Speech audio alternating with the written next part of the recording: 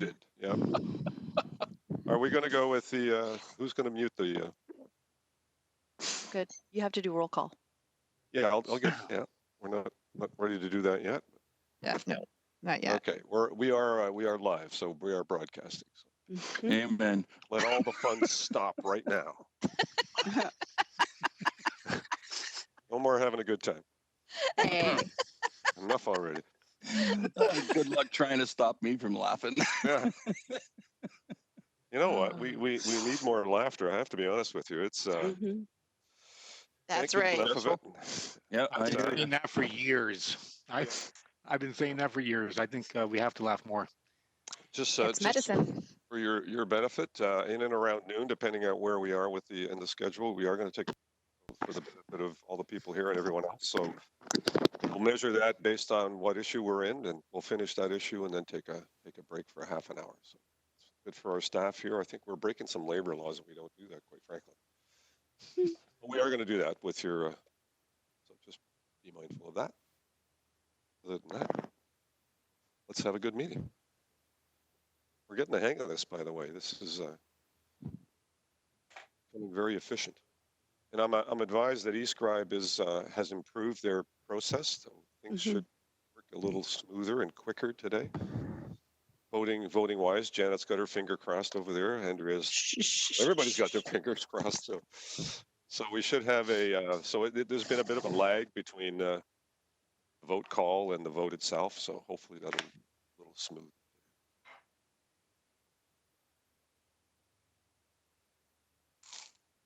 Mr. Mayor, Yes, sir. Councillor Judy Partridge is here. They're having difficulties getting her laptop hooked up. IT is working with her right now in her office. Okay. Thank you. You're welcome, sir. She'll jump in when she can, I'm assuming. Everyone else is here, present? Yes, sir. Okay, we'll do a roll call in a minute. I think we're about there. Councillor Whitehead not present as yet. I had a car trouble. What? Gotta meet the agenda. Sorry, that just sunk in.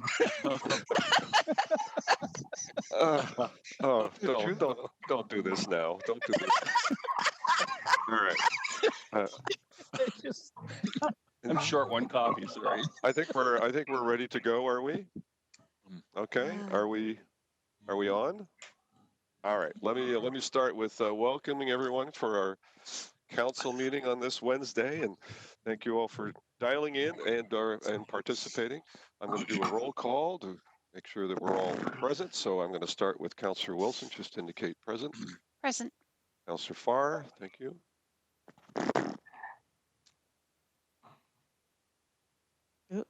Councillor Farr, yes. Present. Thank Yes. you. Councillor Nan. Present. Thank you. Councillor Maroon. Present. Councillor Jackson. Present. Councillor Pauls. Present. Councillor Danko. It's getting louder and louder.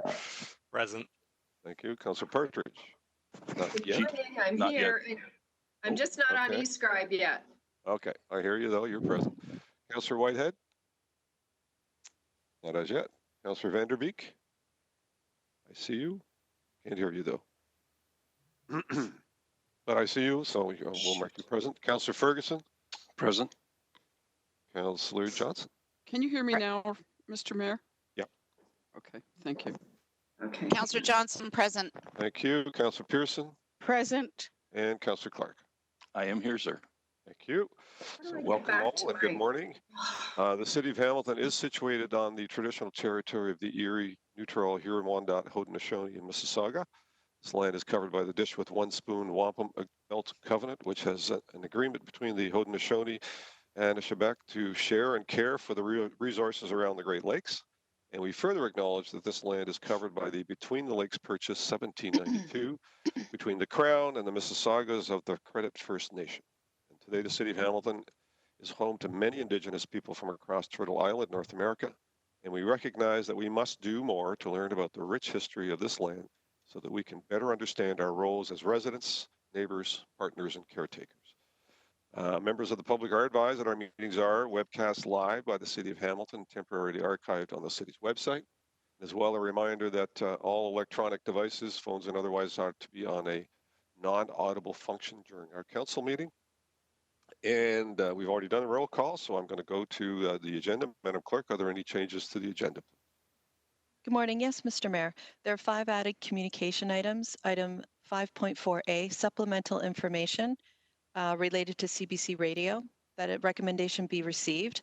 Item 4.2, correspondence respecting the culinary scene in support of Councillor Farr's motion.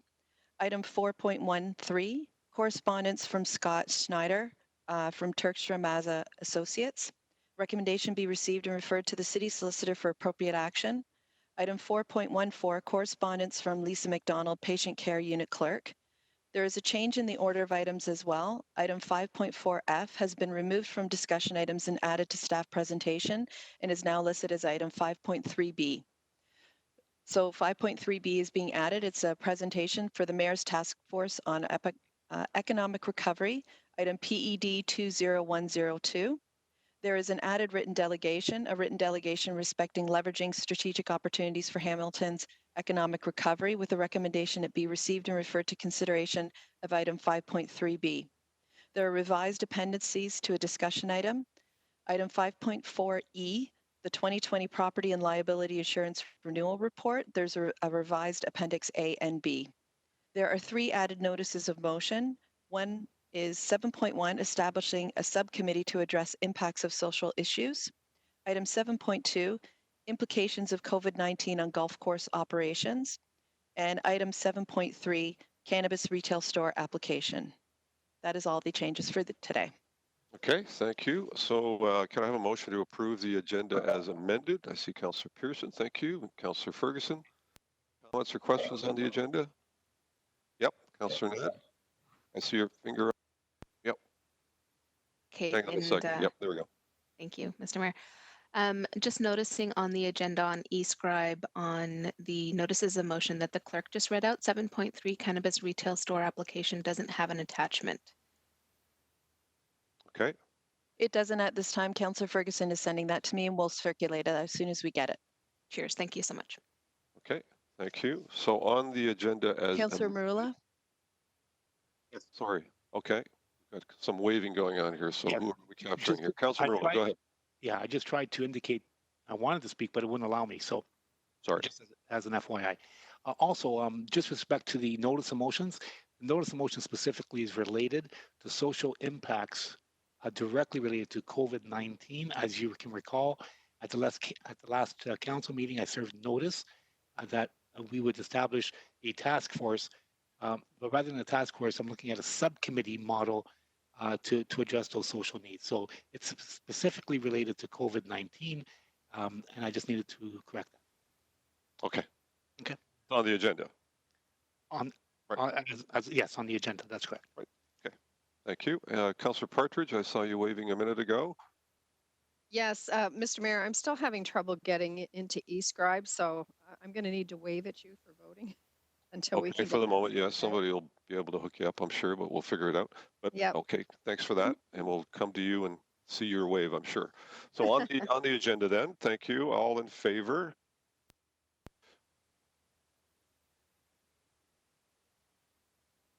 That was speedy. And Councillor Partridge, you're in favor? That's a wave, yes?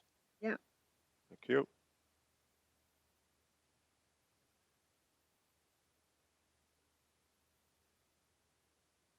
Councillor Pauls? It's not coming up on mine. Not coming up? Okay, No, I don't so know give us how. a thumbs up, you're in Yes. favor, and then we'll see if we can figure that out for you. It's not on my All right. end. Thank you, and that's carried. And are there any declarations of interest? Anyone? Councillor Clark, I see you waving. Councillor Ferguson? Okay, Councillor Clark. Am I on? Yep. I have a, not sure if it's an actual conflict or not. My son has a business interest in a cannabis retail operation. Has nothing to do with item number 7.3. I don't have 7.3 before me at the moment, so I think I'll declare a conflict just in case. Okay, thank you. Councillor Ferguson? I'm clicking on the microphone to try to be on the list of speakers and it rejects me. Maybe as the clerk hasn't advanced it down to item 2 yet, but I'm a little concerned about the culinary resolution that Councillor Farr is bringing forward. It goes back to this common law issue. I do not have a conflict of interest because it's my sister's family that run a few restaurants in Hamilton. But in the interest of caution, I'll declare a conflict on 6.2 at this time. Okay, thank you. So I see no further speakers. Nobody's waving frantically. That's good. Thank you. So on the declarations you have declared. So Kiddo, may I have a motion to approve the minutes of April the 29th, 2020 meeting as presented. So the motion's before you. I see Councillor Johnson, Councillor Pearson. Any comments? If not, all in favor. Thank you. Thumbs up from Councillor Pearson. So Councillor Partridge, I should say. And a vote coming up. I'll say it is definitely speedier. Okay. Councillor Collins. Oh, everybody's in. Okay. Mr. Pauls, you got one in? Yeah, I got it now. Okay. Thank you. That's carried. Thank you. And we're going to turn to communications items. So Councillor Collins, can I have a motion just to put them on the floor and then we can have conversations about them afterwards. So Councillor Collins, go ahead. Yep. That the May 13, 2020 council communications be approved as amended. Thank you. Seconded by Councilor. Thank you. All in favor?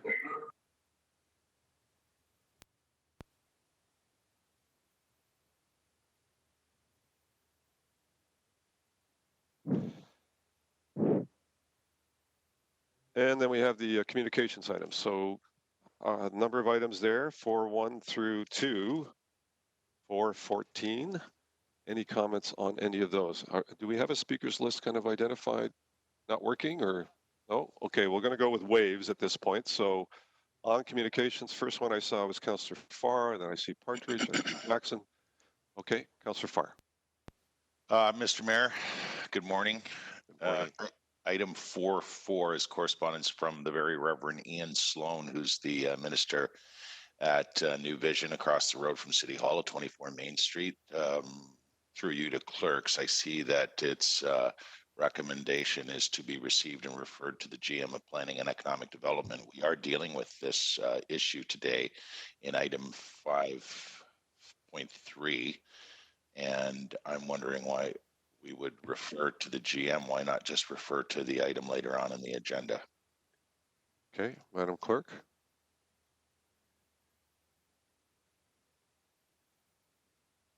Can't hear you.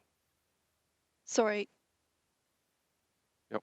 Go ahead. We did not have the report at the time when we were creating the agenda, so that's why it's referred to the GM. If you wish to change that, we can change that. Okay, so Mr. Mayor, I'll refer it. It's not 5, it's item 4. Sorry, it's item 4.4. I would refer this communication to item 5. Where did it go? Okay, which communication are we talking about now? It's the Ian Sloan, and it's item 4.4 with respect to a heritage designation of 24 Main, which we're dealing with later, and I don't know why, but I've lost in my agenda that item, that heritage designation item. So I'll refer it to that, whatever, and the clerks will know the corresponding number. 5.4, sorry? So I would refer 5.4E. Okay. Okay, thank you. Sorry about that. No problem. All right, thank you for that. I have Councillor Partridge. You're up next. Thank you, Mr. Mayor. I was just going to move all the items. Okay, I think I've got Councillor Collins in line to do that once we've kind of dealt with any amendments that, so I think some other folks have some amendments, but thank you for that. I see Councillor Clark. So Councillor Jackson first and then Councillor Clark.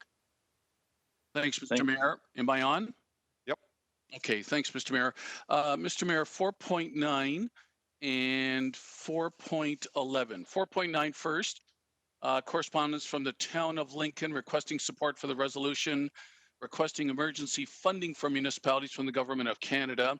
I know, Mr. Mayor, you and your team are on top of this completely, but I just thought instead of just receiving, let's endorse whatever we can as a collective, as municipalities with AMO and across the country for support down the road. So If I could get a seconder, I would rather endorse that to stay in sync with other municipalities and the work you're doing. Okay, I don't see any disagreement from anyone. I think nods of support, so we'll make that change. Okay, and similarly with 4.11, Mr. Mayor, this is from the town of Grimsby, and they're requesting support for their resolution for commercial rent assistance program. And once again, I know that you and the EOC and your office is very much aware of this. And ironically, I had a business on the weekend where I did a little pickup order for my family, very safely, social distancing. And they were expressing to me how their landlord is charging 50%. They're trying to negotiate 25% just to even stay in existence. So I thought any form of support we could provide. Again, I would, instead of receiving 411, if I could get a seconder, I would move to endorse that as well. Again, I see no objection to that, so we'll make that change. And lastly, Mr. Mayor, 4.10. I just want to make a comment. Correspondence from the Ministry of Long-Term Care respecting additional COVID prevention containment funding to our long-term care home sector. Macassa Lodge is going to get an additional $54,000, and Wentworth Lodge is going to get an additional $42,000. Look, I'm grateful for every dollar that comes from senior levels of government, but quite frankly, this is a mere pittance, in my editorial humble opinion. We'll take what we can, but this is a serious matter that's going to need more serious investigation and funding down the road. Thanks, Mr. Mayor. Good point, and certainly I think all indicators are that there's a willingness for all levels of government to work on making some significant changes in terms of how all of that system works. It's pretty glaring how many of the deaths that we're experiencing are all happening in long-term care facilities and retirement homes. So important issue. Thank you for that, Councillor Clark. On the very same item, is it possible to have our staff report back to us in terms of what the additional costs were that were incurred in each of our long-term care homes? I understand that the government initially announced 34 million and then 88 million, and their letter indicates they're going to provide an additional 10,000 per home and 200 per bed. But similar to Councillor Jackson, it's a little bit confusing trying to understand exactly how much money has been received from the province and exactly how much money we have spent as a result of all of the overtime, all of the additional safety precautions and protocols that were implemented. It would be nice to have that broken down somehow, and I'm not sure whether or not we need that as a motion or if you could just see that it happens at some point in the very near future. Yep. I'm sure Jeanette's on the line. Jeanette, do you want to just confirm that we can dig into that and get some by direction? We don't need a motion, I don't think. Jeanette? Good morning, Mr. Mayor and members of council. Through you. Yes, I can confirm that Mike Zagaric and the entire senior leadership team is pulling together a report to come back to council in June, talking about all the extra expenditures and loss of revenue, et cetera, for COVID, and we can make sure we have that level of detail for the long-term care homes. Okay, that would be very helpful, because then at least we can understand whether or not the funding was appropriate from the province or whether or not it was inadequate.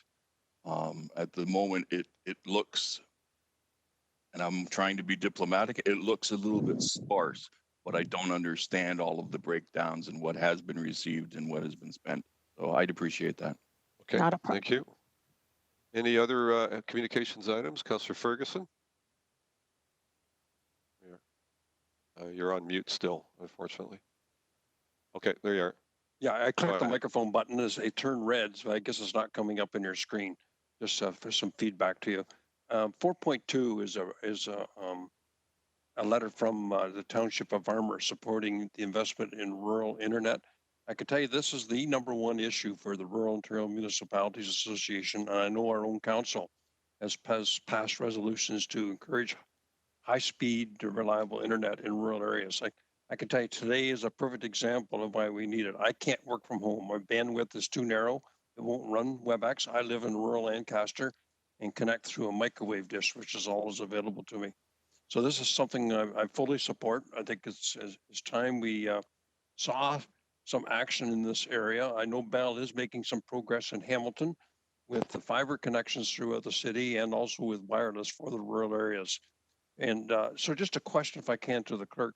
When it says support, what do you do when it says support? Do you actually write a letter back to the Premier who the Township of Armor addresses to? How do we go on the record as supporting? Thank you. Andrea? Through the mayor, yes, we do write a letter back to them in support of the motion. And can you copy Rural Ontario Municipalities Association also? Yes, we do. Okay, thank you. That's all. Thank you. Councillor Partridge? Councillor Ferguson asked my question, so I'm good. Thank you. Okay, thank you. I see no further indicators. So Councillor Collins, a motion on the communications, please. Yeah, I would move that council communications be approved as amended. Thank you. All in favor? To the lovely e-scribe vote.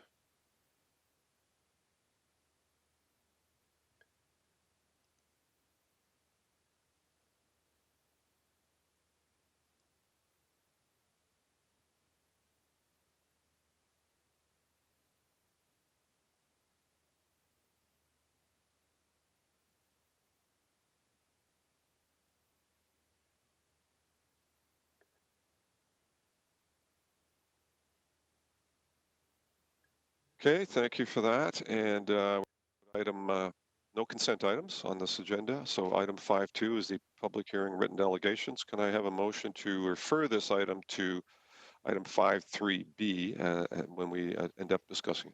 Sorry? Did I jump past the page? Oh, sorry, Councillor Call. Could you provide a motion to go into committee of the whole, please, before we do anything dramatic? I will. Moved by myself and seconded by Councillor Marula that council move into committee of the whole. Thank you. All in favor on that? Electronic vote.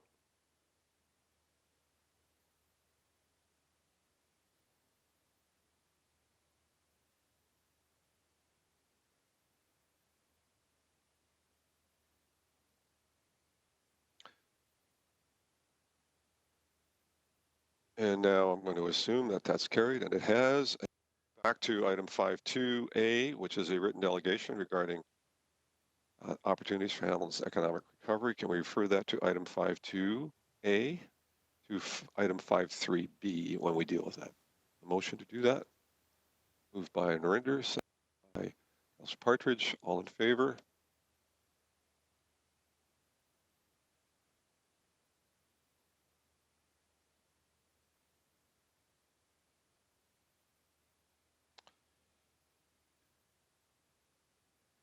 Okay, thank you. And we now have staff presentation. And it's on a 5.3, which is Confederation Beach Park, Wild Waterworks 2020. This season, we have a presentation. I think Lisa Burnside and Neil McDougall of the Conservation Authority are here to provide an overview. So I'm going to turn it over to you for wherever you are.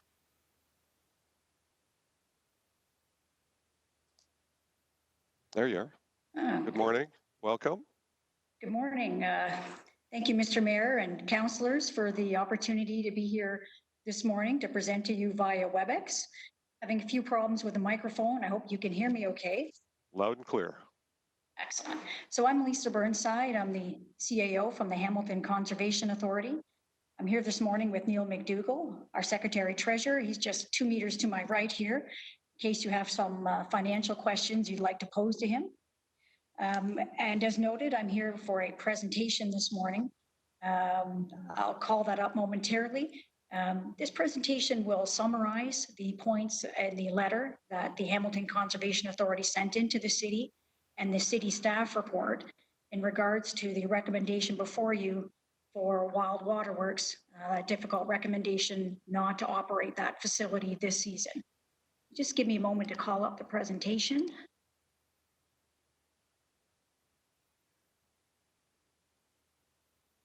Does that come up for everyone? Yep. Excellent. So the presentation I just have a few slides here to walk through. This is going to provide some context for everyone and the the inputs that we looked at to help us come to this decision. Or just a little bit of background on Confederation Beach Park. This is the City of Hamilton's waterfront park located on Lake Ontario. The Hamilton Conservation Authority operates Confederation Beach Park under a management agreement with the city. And the park is made up of several components. There is the Wild Waterworks water park, of course, but there also are numerous tenants. You've got some restaurants with hutches and barangas, and then you've got some recreation facilities with the Adventure Village, the go-karts, the sandbox, ball hockey, and of course the banquet hall. There's also the outdoor pool, the Lakeland pool. We have extensive green space with the picnic tables, pavilions, and the beach area. And of course, there's a very popular breezeway trail that's used by literally 500,000 people annually, the walkers, the joggers, and the cyclists. And as you know, the city is also has officially begun the transforming sections of the park to a new multi-use sports and recreation facility at the east end with the pickleball courts and the cricket pitch. So the city and HCA, we have a long history of collaboration in regard to Confederation Beach Park, and this dates back all the way to 1983. We've had an actual formal existence, an operating agreement in existence since 1990 to manage the park. So the city is responsible for the overall direction, and HCA is responsible to operate and prepare an annual budget.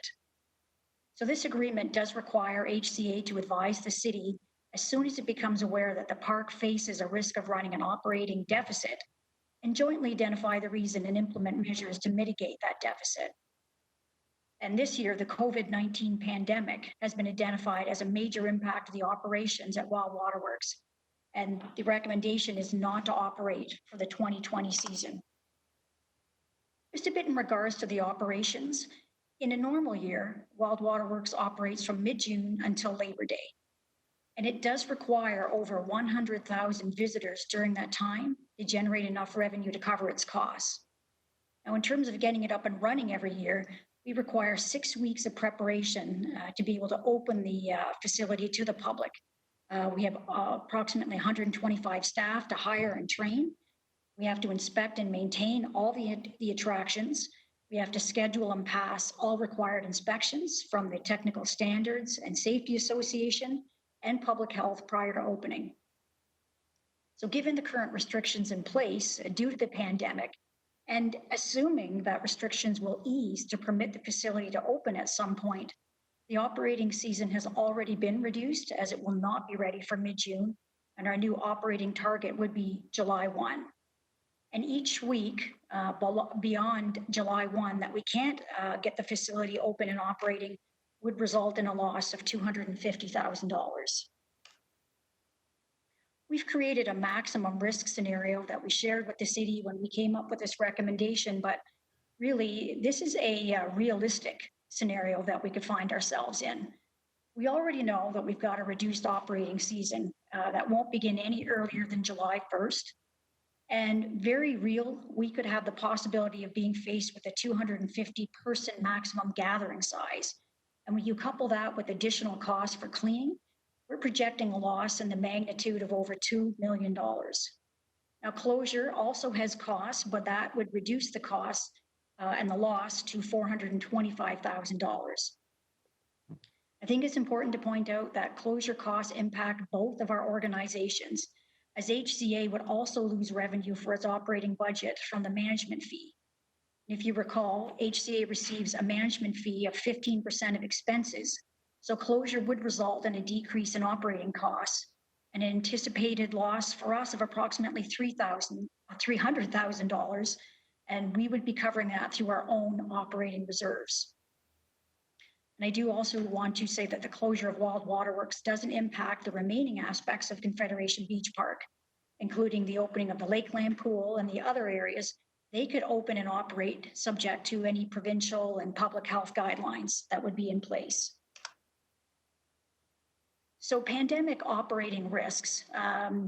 Would like to just briefly run over with you all the things we took into consideration. Now, prior to the pandemic, weather was the single largest variable in meeting the attendance target at Wild Waterworks to cover expenses. Recent history has shown attendance swings that could vary from 88,000 all the way up to 145,000. So this year, the COVID pandemic adds the additional following risks that will impact attendance and or our expenses. The first is that mandated maximum size of gatherings of people.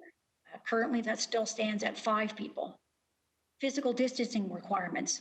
That's going to be very difficult in a water park to maintain that 2-meter physical distancing. The wave action in the wave pool actually pushes patrons very close together. And our lifeguards actually have to make physical contact with any swimmer that would be in distress. And those are just 2 examples.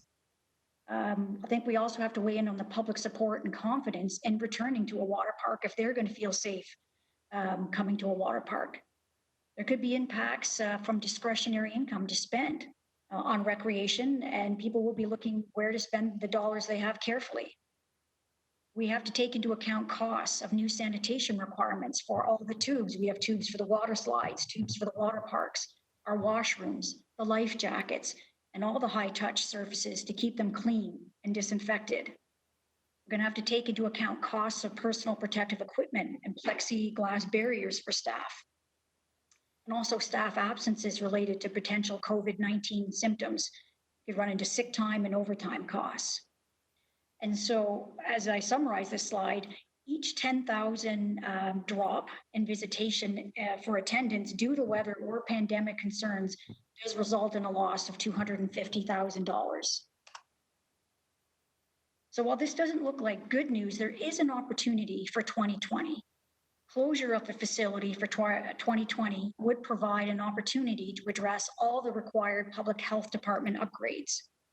The small children's area, Squirtworks, and the Easy River both require a full resurfacing and repainting before 2021, as per the order from Public Health. And Squirtworks, the children's area, that's actually mandated prior to opening this year.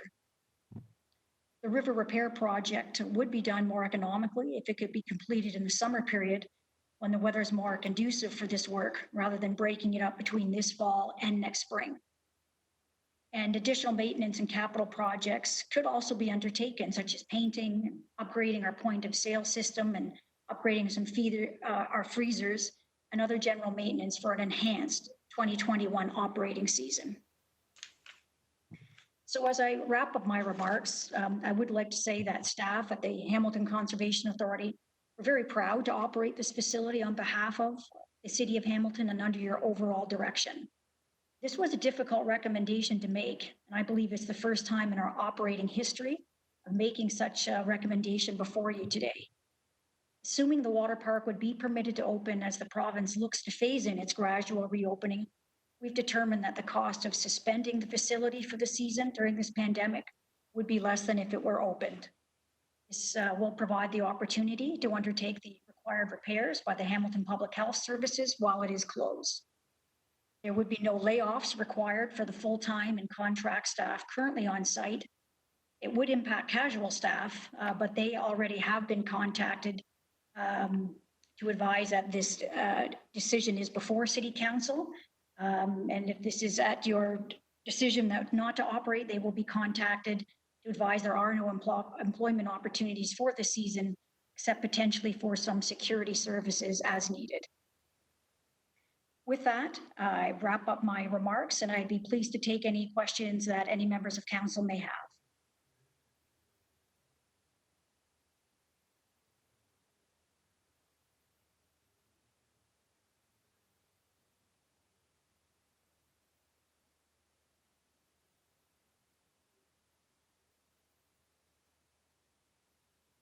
Are we back on?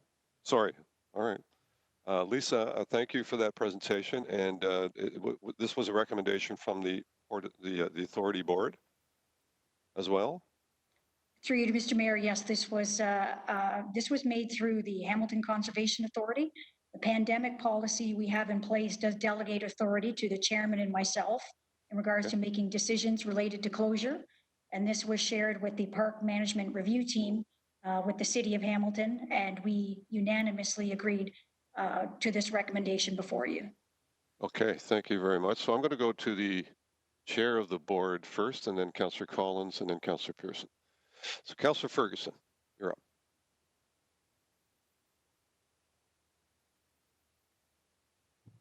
Had some notes, but there will be an attendance issue because the public will be nervous about coming out into the area.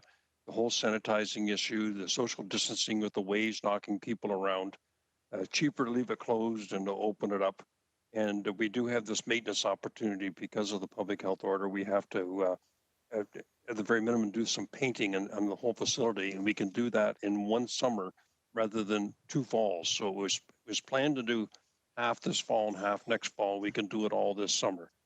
And just lastly, the public, I know they'll be disappointed, but there will be the public beach on Lake Ontario that'll still be open, providing the Emergency Operations Center does open that up. And the Conservation Authority will be opening up Lakeland Pool as an alternate location for people to get out of the heat and get into something cool. So once again, congratulations to Lisa. She does an amazing job for us. And at the appropriate time, Mr. Mayor, I'll be happy to move the staff recommendation. Okay, I'll come back to you for that. We'll go on the presentation first off. Councillor Collins, and questions to Lisa or HCA staff. Councillor Collins. I don't have any questions at this point in time. I am a member of the Conservation Authority, and Lisa gave a very comprehensive presentation as she did today. And as was mentioned by our chair and by Lisa, there are just too many logistical issues to overcome, whether it's public health perspective or from a financial perspective. So I'd be happy to second the recommendation at the appropriate time. Okay, thank you. We'll come back to you as well. Councillor Pearson.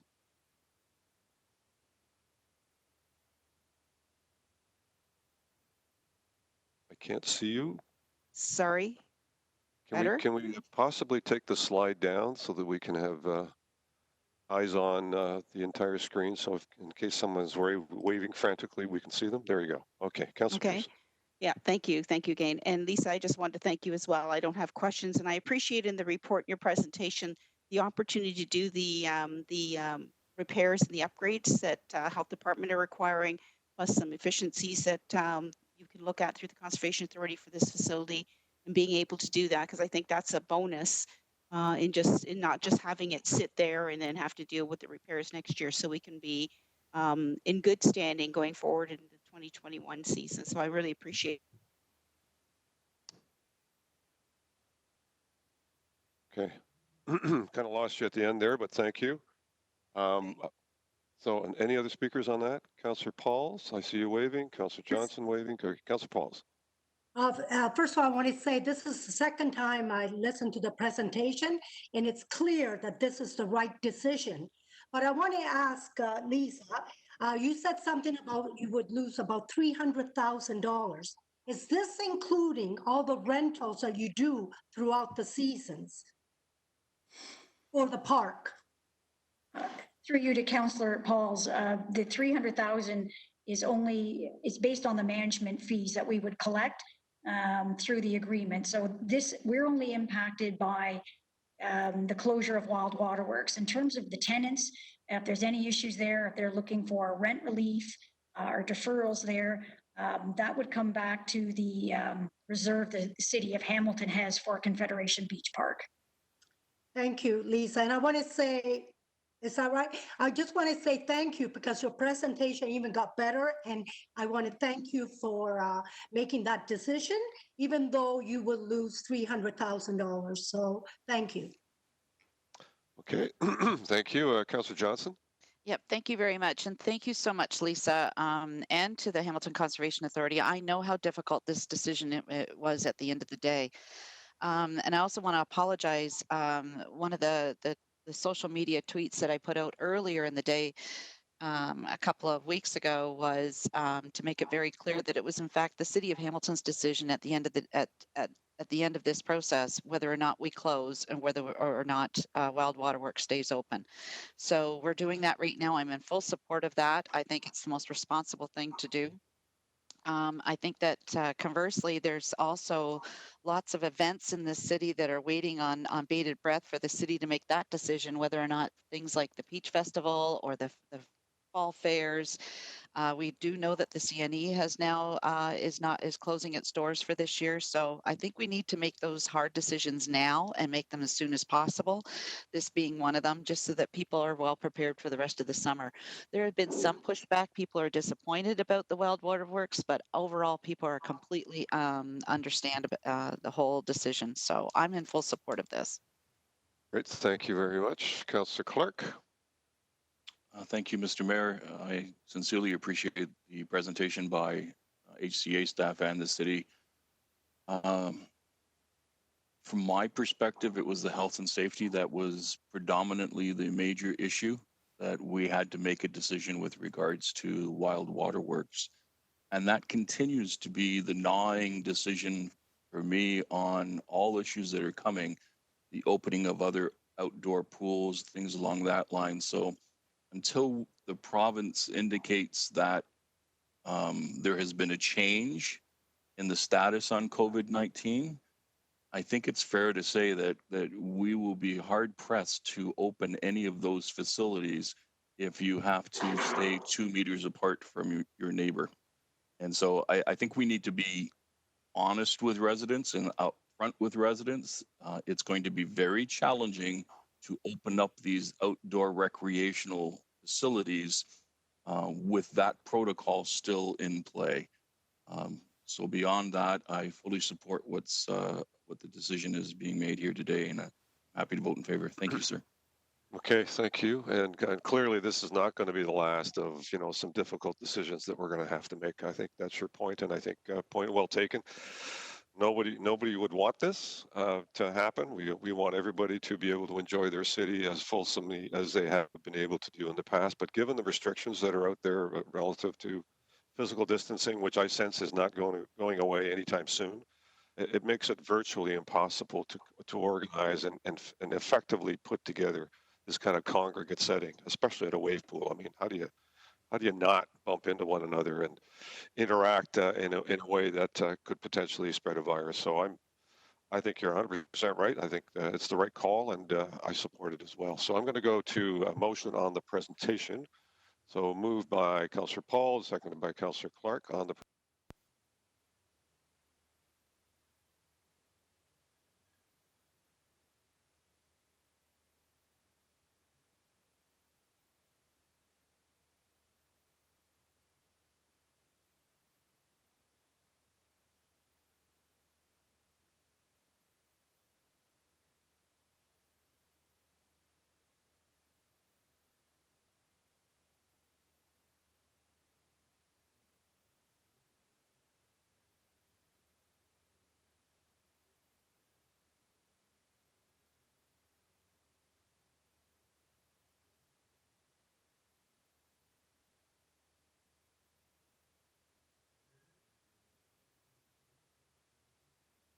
So I heard Councillor Ferguson, then seconded by Councillor Collins to improve the recommendation from staff to not.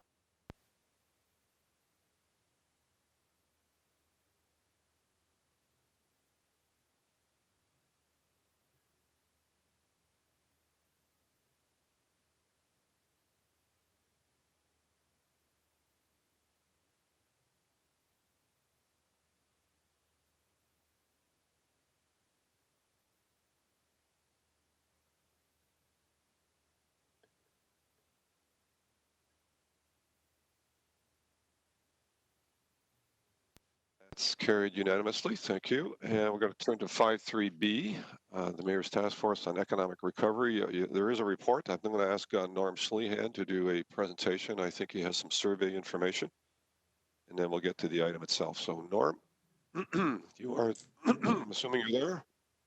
Good morning, Mr. Mayor. Good morning, Council. Just waiting for my presentation to pop up, and we'll get going. While we're waiting for that, there was a friendly amendment I'm going to offer up when we have a mover and seconder to include sports and entertainment, one category that was kind of missed in the overall list of areas. We can't break it down to all categories, but this is a pretty substantial one I think we should not ignore. So I'm going to propose a friendly amendment at the appropriate time to include that as part of one of the key sectors that we need to be represented. Back to you, Norm. Okay. You're ready.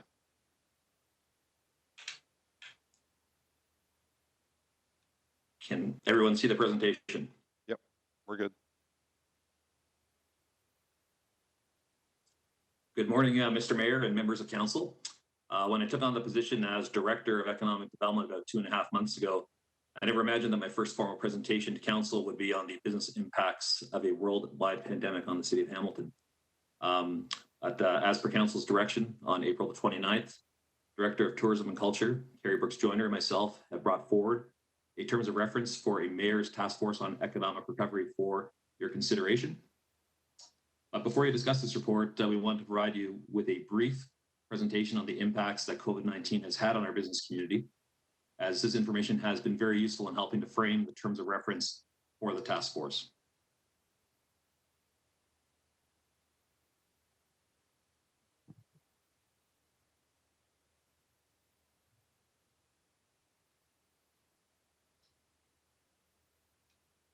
Pardon me, I'm having technical difficulty here. In partnership with the Flamborough, Hamilton, and Stony Creek Chambers of Commerce, Workforce Planning Hamilton and 13 business improvement areas, the Economic Development Division developed and launched a business impact survey to better understand. Okay, let me just stop you for a second. Now we're having some sound issues, at least I am, so we're getting half of the words you're throwing out there. So microphone, are you using a headset or are you using? I've got not a formal headset. Okay, you might need to hold it a little closer to make sure we get everything that you're saying. Is that better? It sounds better so far. Yep, go ahead. All right. So in partnership with the Flamborough, Hamilton, and Stony Creek Chamber of Commerce, the Workforce Planning Hamilton, and our 13 business improvement areas, the Economic Development Division developed and launched a business impact survey to get a better understanding of the effects of COVID-19 on our community. The survey was launched on April 15th and closed at 11:59 on April 24th, providing us with a great snapshot of the state of our economy during that 9-day period. The survey received over 1,040 qualified responses. As you can see there, we had all our community partners around the table, 13 BIAs, chambers, Workforce Planning Hamilton, and a variety of media, social media, and methods that we distributed the survey. A response was considered qualified if the respondent accepted the terms and conditions of the survey. Okay, Norm, let me ask you, maybe I'm not sure how you're holding your microphone, but there seems to be a kind of a bad connector, so maybe hold it a different way or point it a different way. I'm not sure how to work that, but give it a try. Can you hear me clear now? I can hear you. It's kind of echoey. That's unfortunate.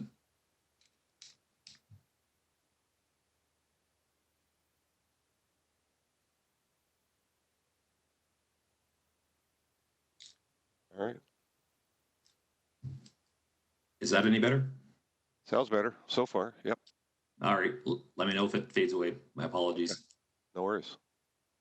And the response was considered qualified if the respondent accepted the terms and conditions of the survey, completed questions requesting that they identify their industry and revenue impact on their business, and only one response would be permitted from each individual local business.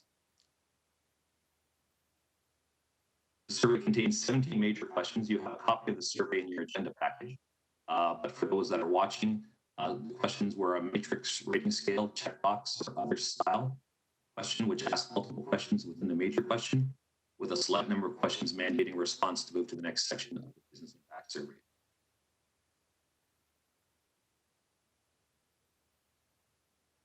And although a concerted effort was undertaken to promote participation in the survey, Again, Norm, I hate to interrupt you, but we're only getting part of. Maybe hold it a little away from your. You might be too close. So directionally, I might pull it away a little bit. Maybe it'll pick up a little better. Sorry, any better now? I hear you. All right. It's gonna take a while. So, pardon me. Not your fault. Technology. We'll get through it. So while the outcome of the efforts appear to have reduced a fairly representative group of respondents, the business impact survey did not pursue academic standards and methodologies to enable the results to be considered a scientifically representative sample.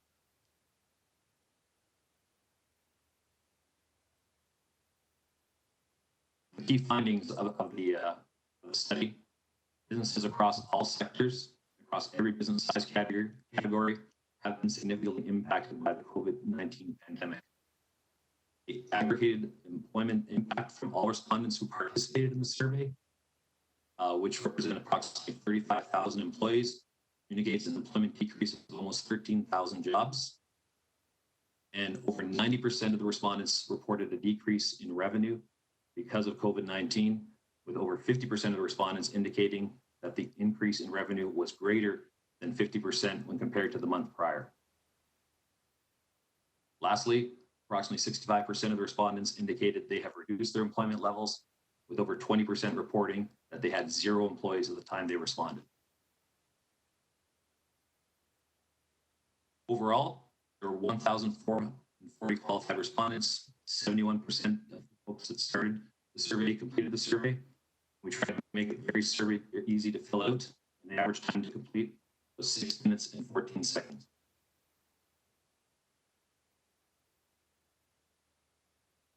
I have a few slides that I'll take you through. I'm going to do a bit of a deeper breakdown into the survey data. Trusting my sound is okay at this point.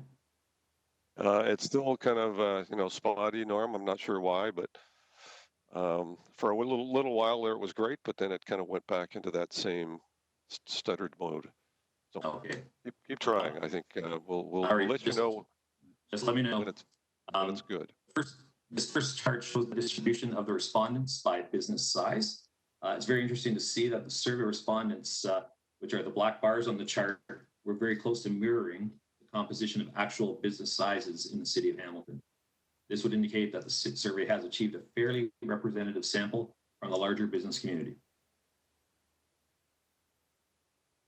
The survey results also show a very good mix of responses from large traditional businesses and a vast collection of small and cultural-based businesses, which provides for great sectoral significance to the results. There was not an even distribution of businesses by award. The business counts and the survey respondents did not align well as they did with the overall city. One potential reason for this is that address information was not a mandatory field for the survey, and only 2/3 of the businesses responding to the survey actually provided their address information. This heat map provides you with an idea of the concentration of the respondents.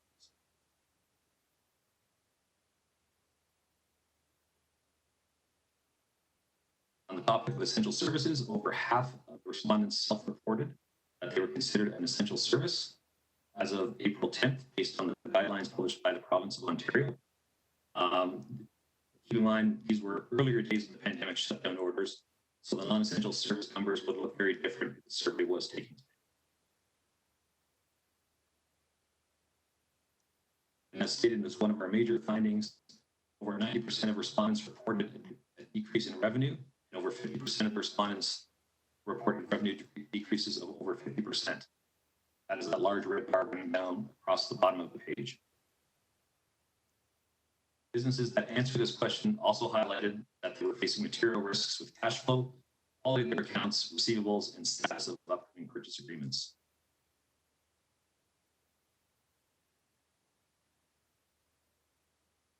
The reported impact on revenue compared to March 1st by industry category. This is probably one of the most telling charts in the entire survey. It highlights the reported, the total row that is highlighted in red represents all relevant data aggregated across all industry categories. The total row has been ranked along with all of the other business categories by the percentage of companies reporting decreases in revenue of more than 50%. The red row represents the average or mean with all industries listed, above it having a reported higher than average total. What this has effectively done is isolated the most affected businesses, and it probably comes as no surprise that personal services, tourism, restaurants, retail, and creative and cultural industries have had higher than average impacts, negative impacts on their revenues. And if you read the CBC this morning, this is in line with the Conference Board of Canada findings. Once again, for the ward information, this is a distribution of the revenue impact by wards. there was a significant decrease across all the wards across the city.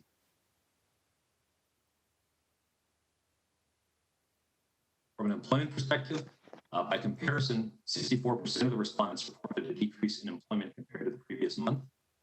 You'll recall from a previous slide that 90% had reported a decrease in revenue. So it appears there's been a greater impact on revenue than employment.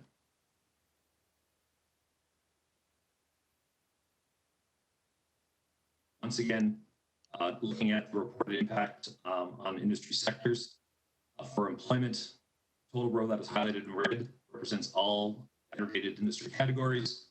This time, the total row is ranked along with other businesses and reporting decreases in employment of 100% from highest to lowest. So this is again isolated those industries that are most vulnerable. Many of the same industries that were impacted by revenue on the revenue list have also shown up on this list. And perhaps the most telling stat on this page is that based on this information, over 200 businesses have reduced their employment by 100%.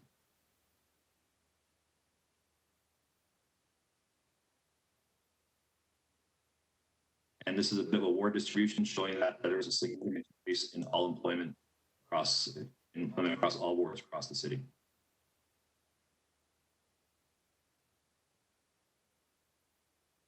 The cumulative employment levels for all respondents was over 35,000, which represents over 15% of all employment in Hamilton. Overall, the responding businesses reported a total cumulative decrease of almost 13,000 jobs as compared to March 1st, which represents a 35.8% decrease.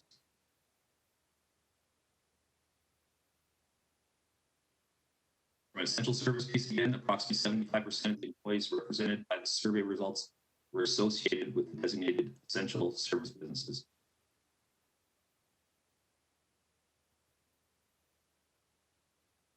This chart speaks to decreased employment levels by business size. Berlin indicates the average decrease in employment of 35.8% as we indicated earlier. However, on this chart, it identifies small businesses, those with under 20 employees, have seen the largest percentage decrease in employment levels compared to the levels they had reported on March the 1st. The businesses in the 5 to 9 employer range reporting almost 50% decrease.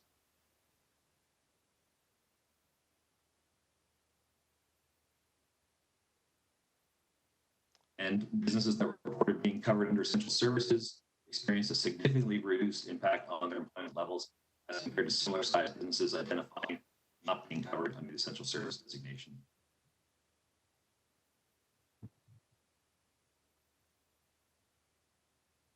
The majority of businesses responded that they had already implemented a number of measures due to the COVID-19 pandemic, including working remotely, decreasing their staff hours, and laying off staff. And close to half respondents indicated they were attempting to or considering material change of the product service delivery or a pivot to a new product to meet new business demands.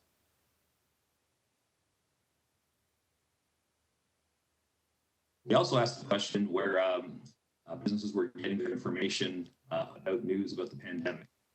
And although it was consumed by a wide variety of mediums, Canadian television media was still the most frequent response, with over 2/3 of respondents identifying that media challenge. With the focus on the rise of social media, it is still interesting to note that in a time of crisis, traditional media still appears to be the go-to avenue for most businesses.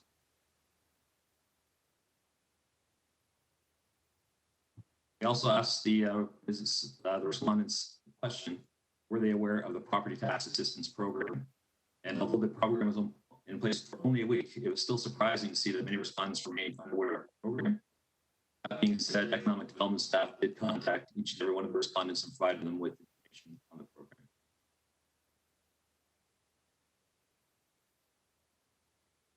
We also had a few calls to action. We received over 1,600 requests for additional COVID-related information from the survey participants. This included information on the Hometown Hub, the COVID-19 Chamber microsite, and the City of Hamilton's own COVID site.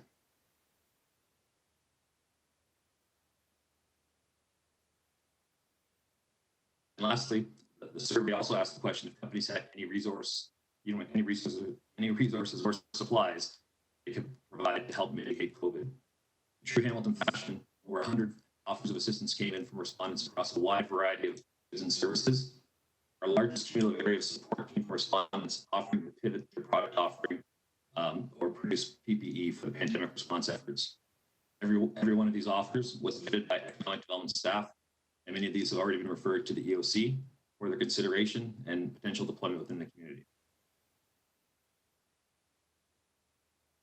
Lastly, a large percentage of those survey respondents indicated willingness to participate in follow-up surveys.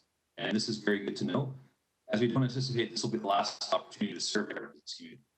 Economic impacts will change often as we navigate through this pandemic in the coming months, and we will need to continue to monitor the health and well-being of our business community. The survey has identified the impacts this pandemic has had on our entire community, as well as identifying those sectors that are most vulnerable. And this information has helped shape the membership of the task force and will provide them with a starting point for further discussion as we move aggressively toward recovery. This ends the formal part of my presentation on the survey results. Okay, thank you, Norm. And unfortunately, the sound was not the best, but I think we got it, the gist of it. We're going to have to get you a fancy headphone set, I think. I think it might be your microphone or whatever you're using there. But thank you for the presentation. And I'm going to go to speakers, Wilson, Partridge, and Nunn on the presentation now. Okay, Councillor Wilson. Thank you very much, Mr. Mayor. Thank you very much, Norm. And I do feel your pain that this is the first major presentation you've had to give, and it's within this context. No reflection on you, of course, at all. I just had a question about the survey, and I appreciate your comment that in terms of in terms of the methodology and the soundness of it. But I think the number that was given was 1,070 respondents. 1,040. Thank you. I'm just curious, in terms of a response rate, how many potential businesses are out there in total that could have responded? So a sense of what our response rate was. Norm? So I'm just trying to get, I have that number. I mean, the total businesses across the city. Just a minute, I have that number here. And while you're looking for that, Norm, just of those total businesses, what portion of our total business sector are those smaller, led businesses, particularly the retail, the hospitality, et cetera? Councillor, I don't have that number off the top of my head. I can certainly bring that back. I can tell you that from a total job perspective, there's about 223,000 jobs that were identified in our 2019 employment survey last year. So the total jobs represented in this survey is about 16.12% is what we've represented from a job perspective. I don't have the number of business. Actually, the total number of businesses is 12,000. So 12. Yep. Sorry, 12,000 businesses. Approximately 12,000 businesses. Okay. So I'll just have to quickly figure out the response rate from that. I am curious about your comment, how this has, what's the word, evolved quickly but slowly, in that the survey is a snapshot in time of April.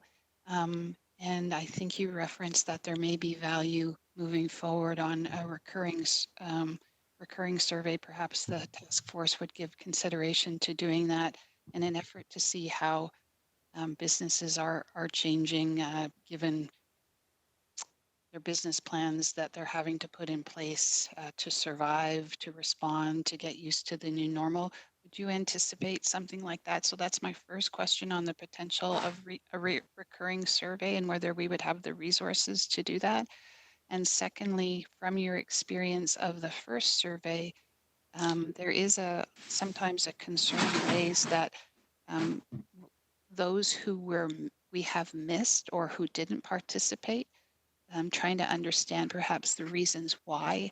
It may be they were just too busy at the time just trying to respond, but there may be more of a systemic issue, whether it be language, access to the ability to get the survey filled out. I'm interested in your views on that portion that we didn't get to. Okay, Norm? Certainly. So through the mayor, Councillor, to your first question, yes, we do anticipate doing subsequent surveys, because I think this is, as time evolves, things change quite quickly. New orders are put in place. We're going to have to keep serving the needs of the community as we move forward. The multilingual question is a very good one. As you're aware, HIPC does, Hamilton Immigration Partnership Council operates from within economic development. We actually spoke with the chamber with respect to their microsite to add a multilingual function on there, so they would be aware of the programs that are available through COVID for their assistance. And we can certainly look at some sort of multilingual survey or link as we move forward for future surveys. And I do believe we do have the resources to pull that off internally. Thank you, Norm. I asked that question because I remember reading somewhere that the last 10 years, new immigrants were responsible for providing 24% of small business. They're really entrepreneurs, maybe because they have to be. But I would like to ensure that if they are that growth market, that their needs and their circumstances are certainly captured when we're asking about needs, conditions, experiences, so that our solutions, if you will, that are coming forward are accurate, and that we are able to respond to those because they're business development generators, right? Absolutely. And we will look at integrating that and integrating HIPC more into the second phase of our survey as well. I did have a question in terms of, again, trying to look at the profile of the surveys. I read recently someone who is crunching Stats Canada data, how this pandemic, in terms of its economic impact, differs significantly from the 2008 economic fallout. And that fallout was characterized as a goods economic recession.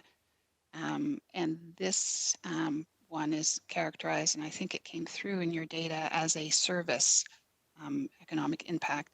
And of course, from that, who are the employers in that service industry are largely overwhelmingly women, or at least a good chunk of them. And that's why we're seeing news reports out of this is felt very much by this is a gender-based economic recession, perhaps.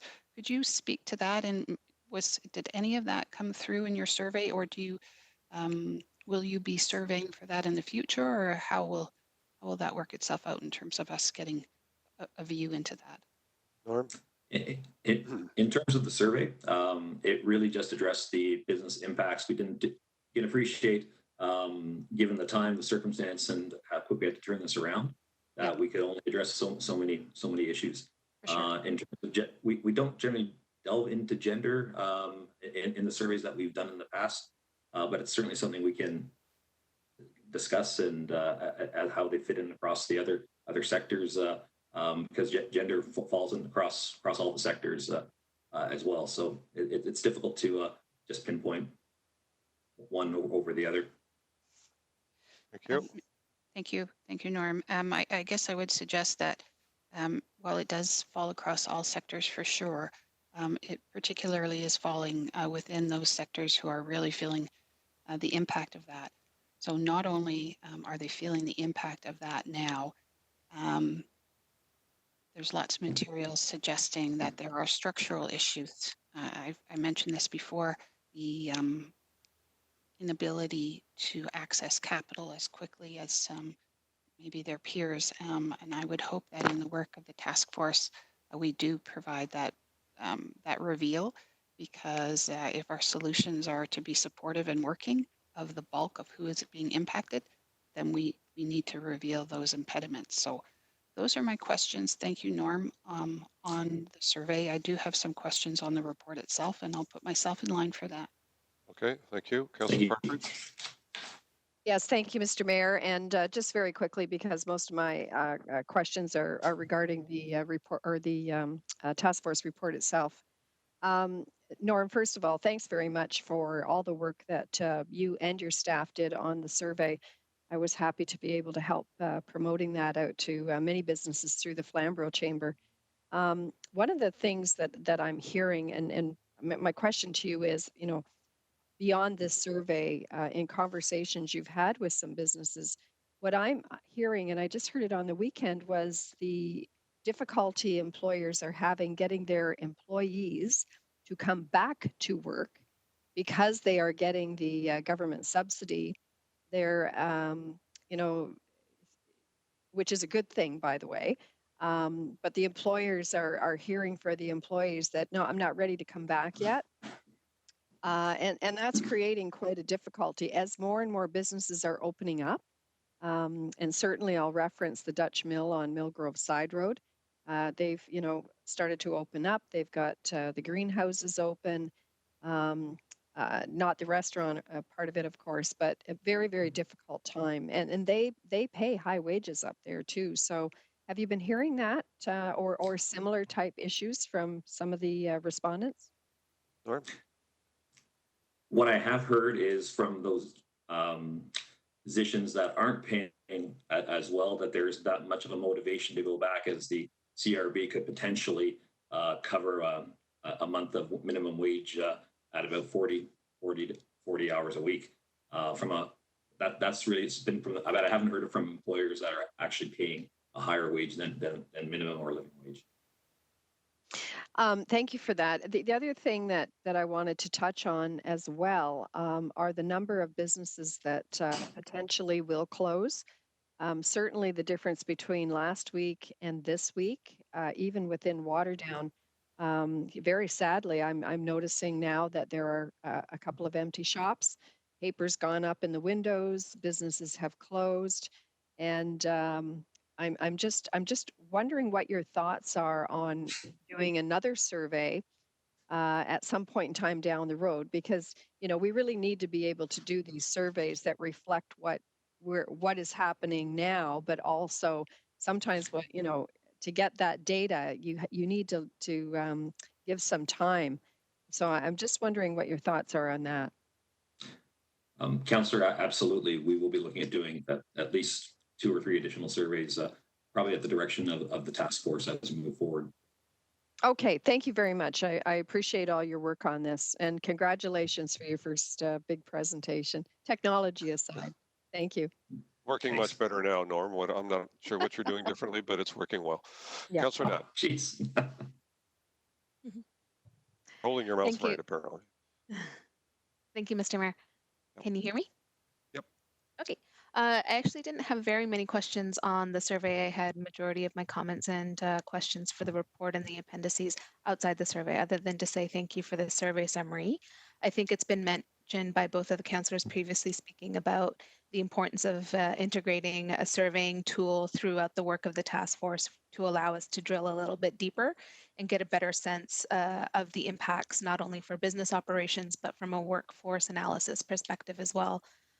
I've heard anecdotally from many workers in the ward that it's not just about they're getting their wages supplemented by CURB, that the primary reason that they're not interested right now to go back into the workforce is because of a health and safety concern, that they're not willing to compromise the health and safety of their family at this time until there is much more clarity around how we can manage that. So that message is loud and clear, I think, throughout the business community as well, for all the employers that are paying attention and listening to their workers about why they're not coming back, which speaks to one of the critical components of the short-term operations for the task force, which is helping businesses figure out how to operationally address health and safety protocols in the workplace so that people can come in safely and get back into work in a way that they feel secure to do so. The question that I had was also in relation to the survey results vis-a-vis our pre-COVID statistics. So in future surveys, if there are going to be reports that are generated, it would be helpful to get a sense of that information and being able to see the snapshot in current time with a snapshot of our just recent past in order to get a sense of where we need to be going. So I would just offer that as a framework for reporting the outcomes of the surveys to come. Okay. Thank you, Norm, for your work on this and your team. Thank you, Councillor. And fair to say that this was just a snapshot. I think it was Yeah. an opportunity to do, a quick look. Again, it was not the kind of scientific kind of analysis that we may have to dig into deeper later on. So just to be fair on that one. Councillor Ferguson, you're up next. Yeah, thank you, Mr. Mayor. And I too would like to stay on the speaker's list to talk about the terms of reference. But just on the issue of employees and their health and safety about returning to work, I would hope that our employers understand that they're going to have to put measures in place to protect the health and safety of their employees. And there's lots of great examples out there, and the best being healthcare. I mean, the healthcare industry has worked straight through the most severe part of the pandemic, as have grocery stores and LCBO stores and Costco's. So I think we have lots of examples of how employers can protect the health and safety, if you will, of their employees and to refuse to come back to work unless those health and safety practices are not in place. It needs to be, we may need to draw some attention to this to make sure that when they're ready, willing, and able to start back up, that their employees will in fact return to work with proper safety precautions. So if you come back to me when you get to the task force report, I'd like to speak to the terms of reference. Thank you. Okay, thank you. Councillor Jackson on the presentation survey. Yeah, thanks, Mr. Mayor, and Director Schlehan, thank you so much. Wow, baptism of fire for your first major presentation to council under such adversity and conditions such as a worldwide plague. Well done, Norm. And the foundation of the information you're providing, of course, is chock full of important statistics and feedback that I'm sure will help the next debate as we launch the mayor's task force. So Norm, very well done. 2 or 3 questions just for my edification. I noticed on the one graphic, Mr. Mayor, that the first 3 columns show the employers of 1 to 4, I think it was 5 to 10, and then 11 to 20. So the 20 employees and under small businesses had the highest percentage, seeing the largest decrease in employee levels. Norm, any surprise to you there, Mr. Mayor, through you? Yep, Norm. Councillor, I don't think that's any surprise to me or anyone that a lot of those employers in that category are small shops, retailers, a lot of the ones that really have been affected by the social distancing and not being able, and essential service piece as well. Thanks, Norm. Norm, I don't know if you were talking to any of your counterparts in preparing for this presentation today in other municipalities, but I see overall we're seeing about the respondents, about a 36% level decrease in employment, about 13,000 jobs. Any idea how we're faring compared to our comparator municipalities? Mr. Mayor, through you to Norm. Councillor, I haven't really looked at the other effects on the other municipalities. I do know that Durham region did do a survey similar to ours a couple of weeks ago, and their results were fairly similar. There weren't too many surprises in terms of the effects on the smaller businesses and the impacts in those areas. Thanks, Norm. Last question, Mr. Mayor, and I know, Norm, it'll be those will say, Tom, it's a different kettle of fish, but about 40 years ago, Norm, as you know, in our city, we probably had about 40,000 jobs along Industrial Avenue, and down there we may have maybe 6,000 or 7,000 left, probably a quarter of what we once had in the city's industrial heyday. And yet through many thought that how would Hamilton ever recover? And our city has, in my opinion, done great diversification and recovery with other sectors pulling up the slack. I don't mean to sound glib about this next comment or question to you, but we've seen some companies like the Netflixes, those producing PPEs, personal protective equipment, and maybe other sectors that are flourishing under this pandemic. What do you possibly see on the horizon? Anything similar to what we went through 40 years ago and the economic recovery our city saw? Mr. Mayor, through you to Norm for a comment, please. Norm? I think there are a few opportunities here to pursue, Councillor. Given the large global disruption to everyone's supply chain, I think there'll be a lot of people looking to basically get their products manufactured closer to home, so they don't have to rely on other countries to get their products here. So I think from a manufacturing perspective, we actually could see some uplift moving forward. From a transportations and logistics piece as well, I think that as you've been seeing with the uptake at the airport and with Amazon and other packages, UPS, DHL, and their investments in the city, that those areas will still remain strong as people are going to be needing to get their products delivered and close to home. And I do believe that bioscience is going to be huge moving forward as well. So I think in those three areas, transportation, logistics, manufacturing, and bioscience will be three of those main areas moving forward. Norm, what a salient comment, and even the hope for the future you've given, and the overall theme I heard Mr. Mayor, Director Schlehan say about maybe more companies coming home and or producing in-house within our country, providing a different set of manufacturing jobs and otherwise bioscience. So I'm attaching myself, Mr. Mayor, as we all are, to any glimmer of hope. And Norm, I really appreciate that last comment, and we'll note that for the future. Thanks, Mr. Mayor. Okay, thank you. And some advice given in terms of quality of sound. Norm, are you still using the headphones? I am. Can you use your computer instead? I tried that. Did you try that? I tried that before. Is that any better? I think it might be. So let's give that a whirl. I'm going to go to Councillor Pauls. Thank you. Thank you, Norm, for the presentation. I'm just wondering, since CF Limebridge is in my ward, I was wondering, because they need a lot of people, obviously to go in the mall, has anybody responded from Limebridge Mall, the stores there?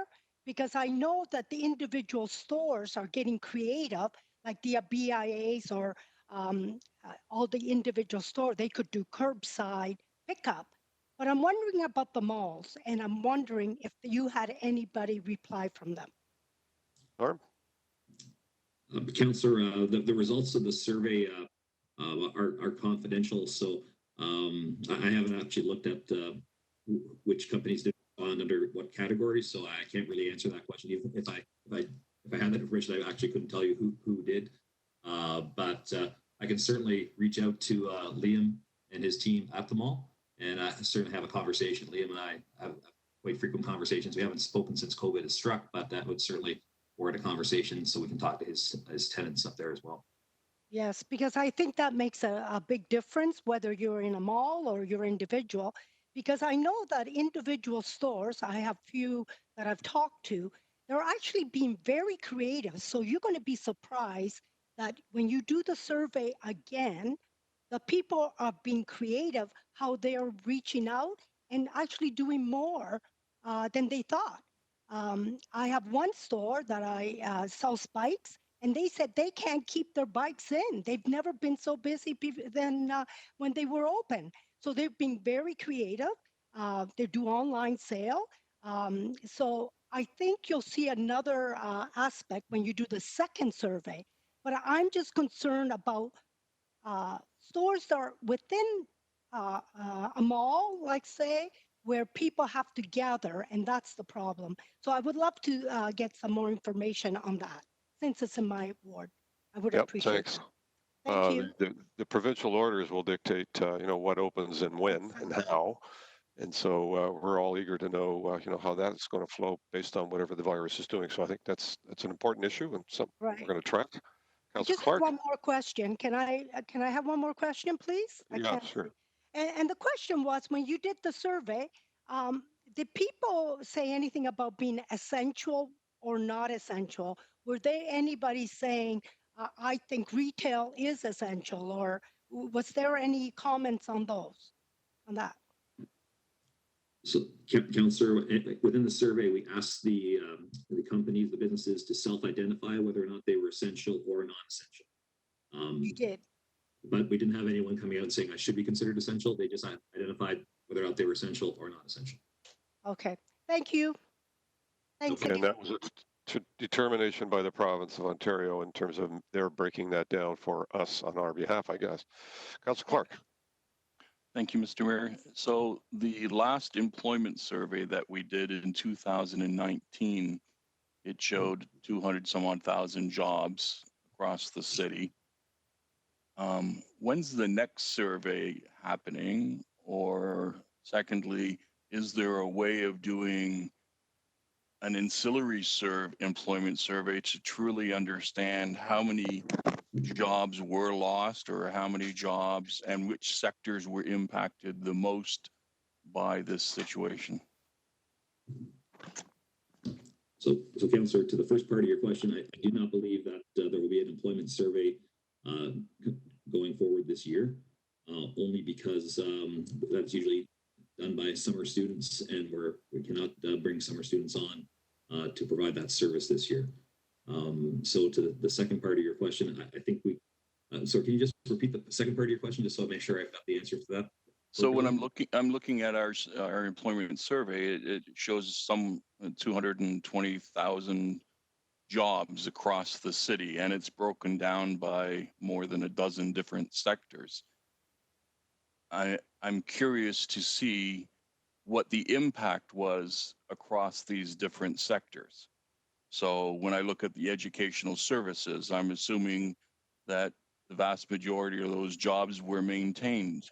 Healthcare, the vast majority were maintained. Arts, entertainment, recreation, vast majority were not maintained. Is there a way of getting a breakdown on which sectors were impacted the most and how many jobs were lost across the city as a result of this? Across the city, we would probably have to go to a citywide survey, which is a very large undertaking. I'd probably recommend that that be done in 2020, just because I think we'll probably, or early 2020, so we can assess what the results were from the COVID situation. I think that snapshot in time right now is going to show a decrease, but if you believe the reports that you're reading in terms of how we're going to rebound from this, it could be fairly quick. As fast as we're going down, we could quickly go up from an employment perspective. So perhaps by next year's 2020 survey, we'll have a better picture as to what the actual overall impact was. So I guess the challenge that I'm having is that the survey that has been completed is pretty much anecdotal. And how will the task force secure accurate data across the city so that the decisions that the task force are making are really making the changes that we need to see happen? So although the data may, I don't think it's anecdotal, but it certainly is. I think it's consistent with what we're seeing from across other sectors, from across the and across the country, from other municipalities as well, in terms of what the vulnerable sectors are and how they're being affected. So going on that, with that, we're just going to have to move forward and use that as our best source at this point in time. And hopefully we can get some better information as we move it along with the task force. Okay, thanks, Norm. Good job. Okay, thank you. I see no further speakers on the presentation. So can I have a mover to accept or receive the presentation? Moved by Partridge.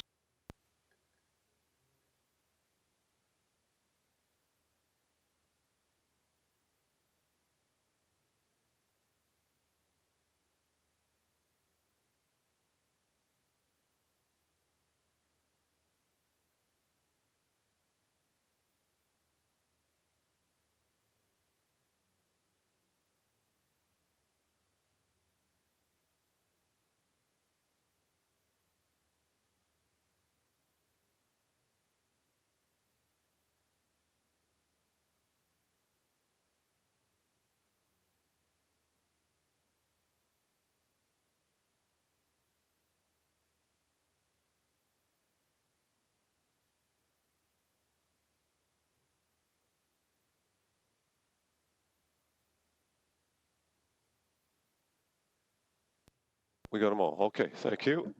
So just to get the motion on the floor, Councillor Jackson, okay to move it? Councillor Ferguson, I saw you waving second. Okay, just get it on the floor. Thank you. And if I might just briefly, there was one amendment I mentioned earlier, which is an amendment to Appendix A. 10 Hamilton-based businesses or associations representation. I think we ought to include sports and entertainment. If I can include that as a friendly amendment, I'd be happy to do that. I don't think it requires a motion. Councillor Jackson, you're okay with that as a friendly amendment?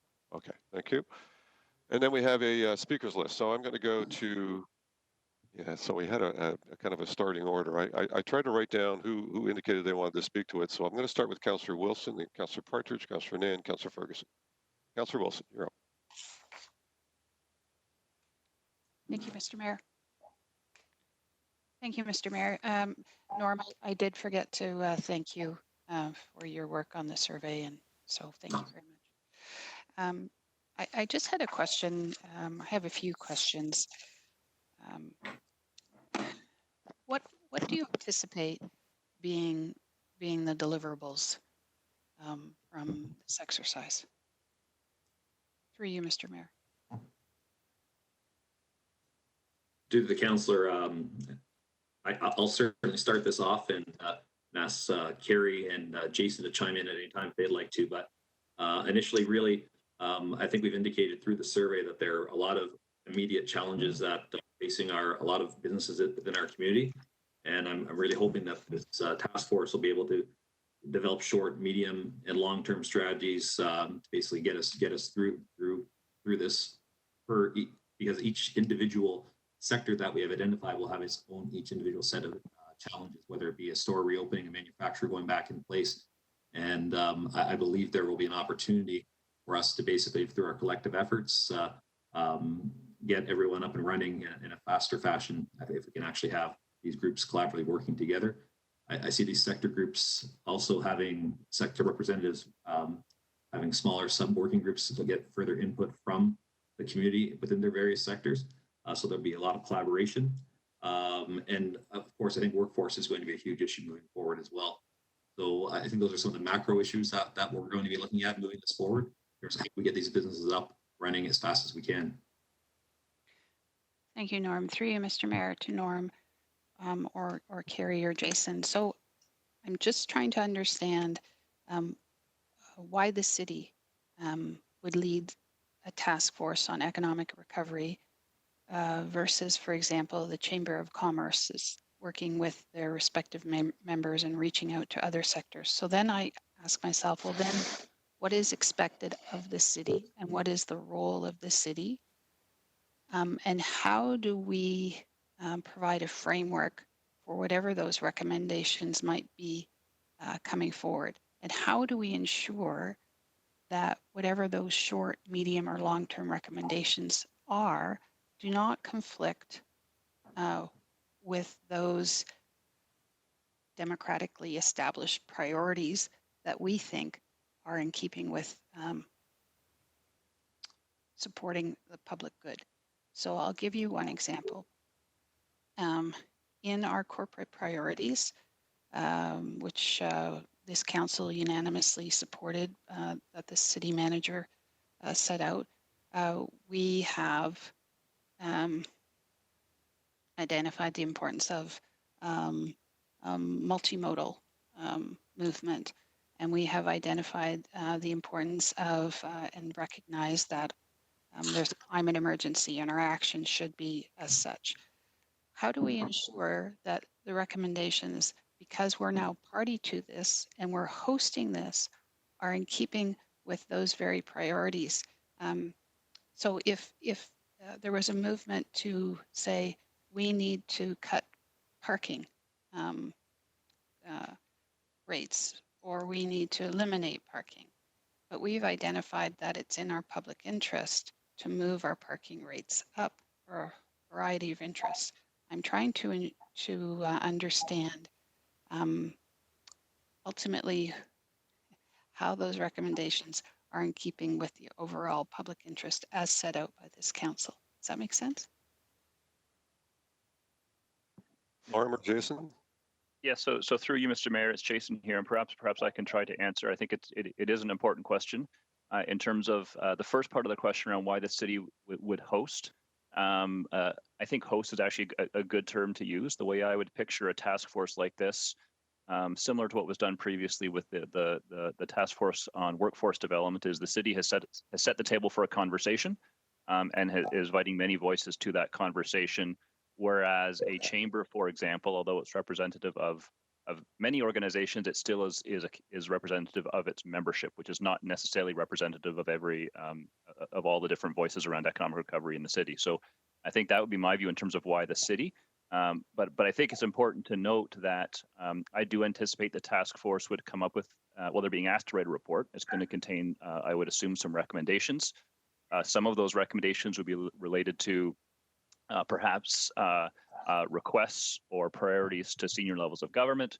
Some may be actions going back that would be actioned back through their respective associations. But certainly I would expect that there would be some recommendations related to what the city can and should do. Whether that is, as the councillor mentioned, something to do with parking or something to do with taxes, or it could be any number of things. I think the important thing to note, though, is that the task force may make recommendations, but it's still going to be city council who makes decisions. So if there are recommendations that come back for city programs, policies, actions, those are the kinds of things that council would have to deliberate on. And as the councillor noted, yes, there are a number of public interest considerations and previously stated city priorities and plans that would have to be considered in entertaining any of those recommendations. So I think it's important to just keep in mind that ultimately council is going to be responsible for taking any actions or making any decisions with respect to a city response or a city program or a city policy. We're being, I think through the task force, you're asking for some input, you're asking for some feedback, you're asking for, you're trying to get a better understanding of the impacts. But ultimately, I think those things are going to come back to the city to take any action. Thank you. Thank you. Councillor Wilson. Yeah, thank you. I appreciate that. And therein sort of lies my reservation or my concern, and I'm flagging it now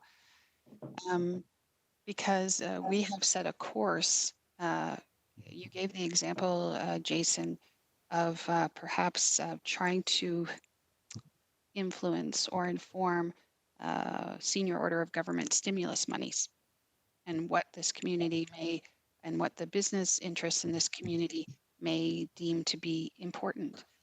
That may not be in the long-term interest, for example, of this community and how we have identified what path to take.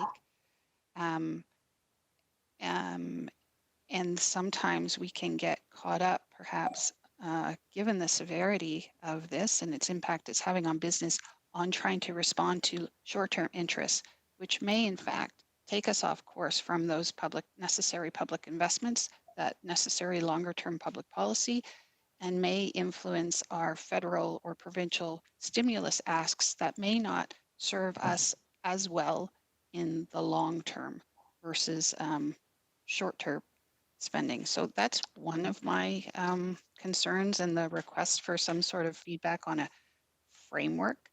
The other is, I'm not trying to be cute, but I would appreciate a response to how are we defining sustainable and equitable outcomes?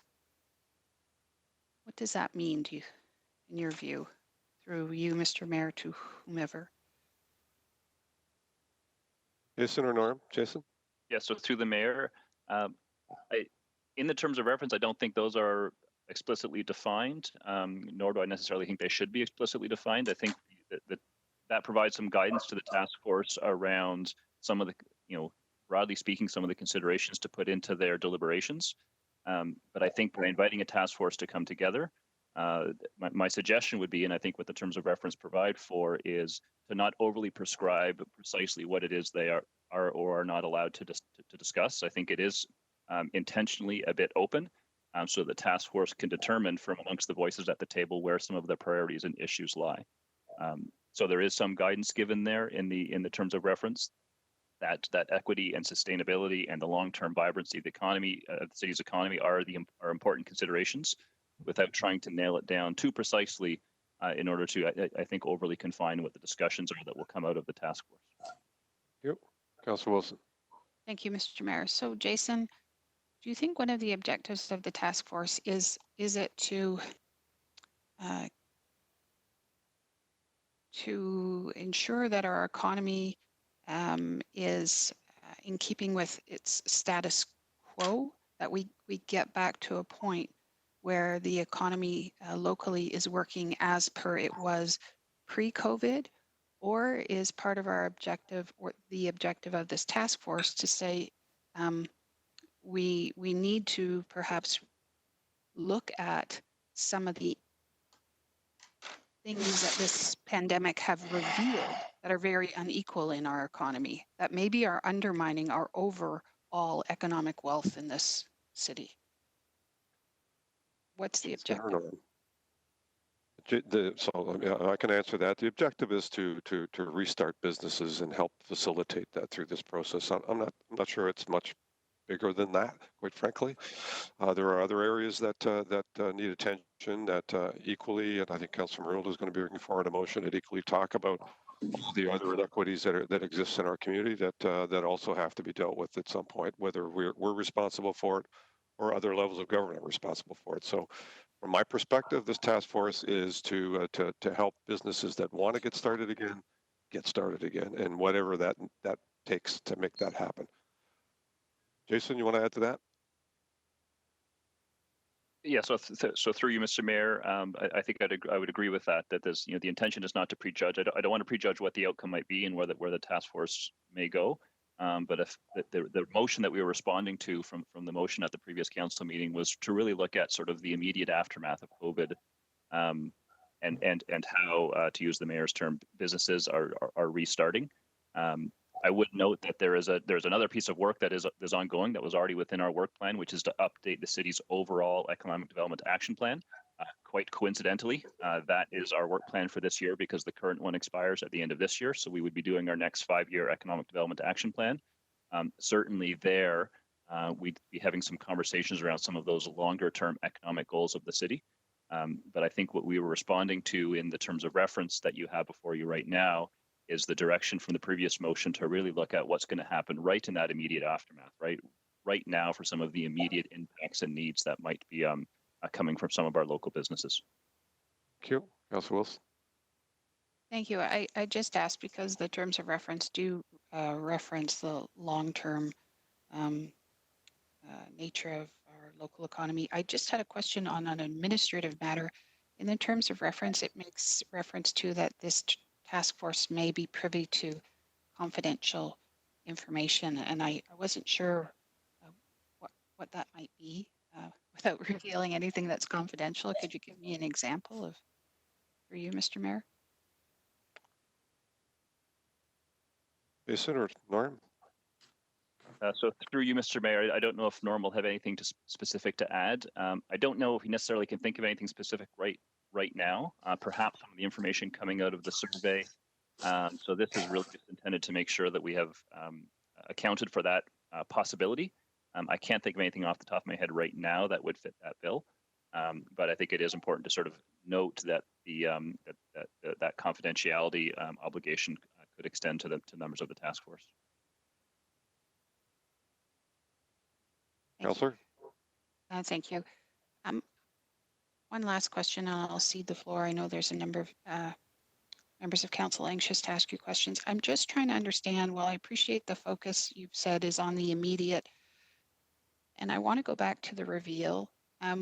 What if one of the considerations is, and I know there's a notice of motion about the social impacts, but going back to my earlier question from Norm on the gender impact of this economic shock compared to that of 2008, what if we find in your discussion that one of the things that's frustrating some of those small businesses from recovering is the fact that they are led by women, that we do have still an ongoing imbalance of who is responsible for childcare? What if it's revealed that the lack of access to quality childcare is something that might be an impediment to that person moving ahead? If, for example, school is and daycares are not in service for, until we have a vaccine, for example, how do you anticipate that social and the economic piece coming together? For you, Mr. Mayor. Yeah, so through the mayor, I wouldn't be surprised if that kind of discussion comes up at the task force table. And I think generally what we'd be asking for is in the report is in some cases there may be issues identified that are barriers to the return of business, and it may just be that those barriers are identified without solution. It may be that there are also recommendations that come out of the task force with how to deal with that. I think one or both would be welcomed. I would anticipate that there will be some specific recommendations for actions that may come out of the task force. There may also be some just identifications of problems that the task force doesn't necessarily have a specific solution to propose that might come out of the task force that would then be coming in front of council for council's consideration. Thank you. And I don't know, Mr. Mayor, if now is the time you're entertaining sort of amendments. I just note from the membership, for example, I know we do have a letter that has been correspondence that has been put forward within the context of this discussion. And I do know that Norm acknowledged that the New Canadians make a consistent or a big contribution in terms of new business. And I don't see that reflected in the membership. So I'd like to have both of those up for consideration, but I'll cede the floor for further questions and discussion. Thank you. And Councillor Partridge. Yes, thank you, Mr. Mayor, and really appreciate the terms of reference being provided. And I think pretty much if you look on 2.0, if you look under the mandate, it's pretty clear what the mandate is. We need to get these businesses back to hiring employees and back to work, whatever that is going to look like. So we can't be too prescriptive, and the mandate is not, as Jason said, and I agree with both his comments and yours, Mr. Mayor. We need to get these people around the table and start the conversation. We can't predetermine what is going to be in that conversation before we even get there. So I'm quite pleased with the way it's pulling together. I'm concerned that if we start adding too much to the membership, we're already at proposed 24 members, and I think it should be kept to businesses and you know, whatever that and all the sectors that fall out of that. I do agree with the sports sector being added. My question is, though, when I look at the list of what's there, Mr. Mayor, I thought I heard you say sports and entertainment. We also on the list have the music industry, film industry, tourism and attractions. And I'm just wondering if the entertainment industry is somewhat captured in there, and perhaps this is a question for Carrie. You might consider it sports entertainment, which in fact it is it is both. So yeah, I think we can't capture everything in this list because we can start breaking down retail and dental offices and therapy clinics. I mean, there's lots of categories, but I think you could consider it sports entertainment. As a category unto itself, not necessarily separate. Yeah, and so I do appreciate that. And honestly, I having been on a number of economic development task force myself, and that being part of my previous profession, well, current profession actually, you know, you really just need to get down to working and get people around the table from these sectors, and the conversation will evolve from that. They know what their challenges are. That is not for us to determine. We need to listen to them and then collectively come together to put some recommendations or put a plan together. Having said I didn't want to add to the list of members, I do have a question about one category there, agriculture, food and beverage processing. I don't see agriculture, societies, farmers being reflected there. Norm, when I look at that food and beverage processing, I see folks like Maple Leaf, and we're only looking for one to represent the category. So my concern is that the ag societies would not necessarily be represented here. And certainly the farmers, it is very critical what the farm community is going through right now. I know certainly I've talked to a number of farmers across Flamborough. And let's not forget that I think it's 60 to 68% of the land mass of the city of Hamilton is rural agriculture. And it contributes significantly to our economic impact of this city. So Norm, comments on that, please? So, Councillor, we listed that as it's one of our traditional sector names that we have within our Economic Development Action Plan, agricultural, food, agricultural, food, beverage processing. My thought would be that that would probably be an agricultural rep that would represent there, and that food processing would fall under manufacturing as a subset of manufacturing. Okay, and I would be pleased with that. I'm not, going to support any amendments that come forward to have anything other than businesses represented here, and anything appropriate to that sector. We need to get these folks back to work. We need to understand what their challenges are. The role of the city is to be more. I see it as a facilitator, to have those folks around the table, to bring them together as one focus, to be able to really look at citywide, urban, rural, all types of businesses. How can we get people back to businesses back to operating and get people back to work? So those are my comments right now, and I thank you for the opportunity. All right, thank you. Councillor Nat? Thank you, Mr. Mayor. Through you, I have a few areas that I wanted to cover off. One was recognizing the delegation that had come forward in written form, some comments and questions on the terms of reference. So, and then some potential integration for the terms of reference if my colleagues do see them deemed fit. So first of all, I just wanted to say thank you to those who did take the time. I think it's important in this kind of new era of digital democracy for us to see written delegations coming through as we're meeting virtually. And in the same way that I would be acknowledging them if we're around the horseshoe, I just wanted to take a moment to say that I appreciate both the succinctness, yet at the same time, the fulsomeness that the written delegation contributed in terms of integrating what would otherwise be seen as potentially competing or complicating factors.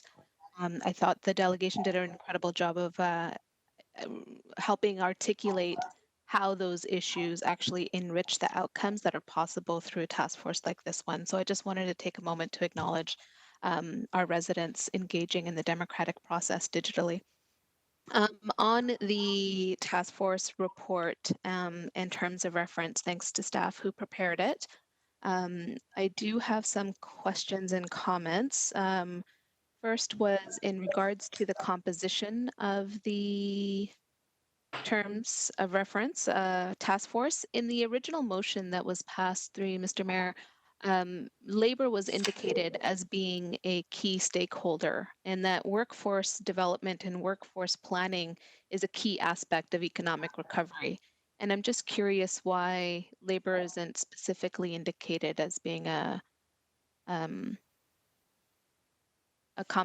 member. Norm? So we do have labor in the terms of the building and skilled trades piece, but that's how we incorporate labor into this section, as well as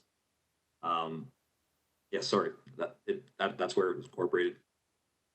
Yeah, I appreciate that, Norm.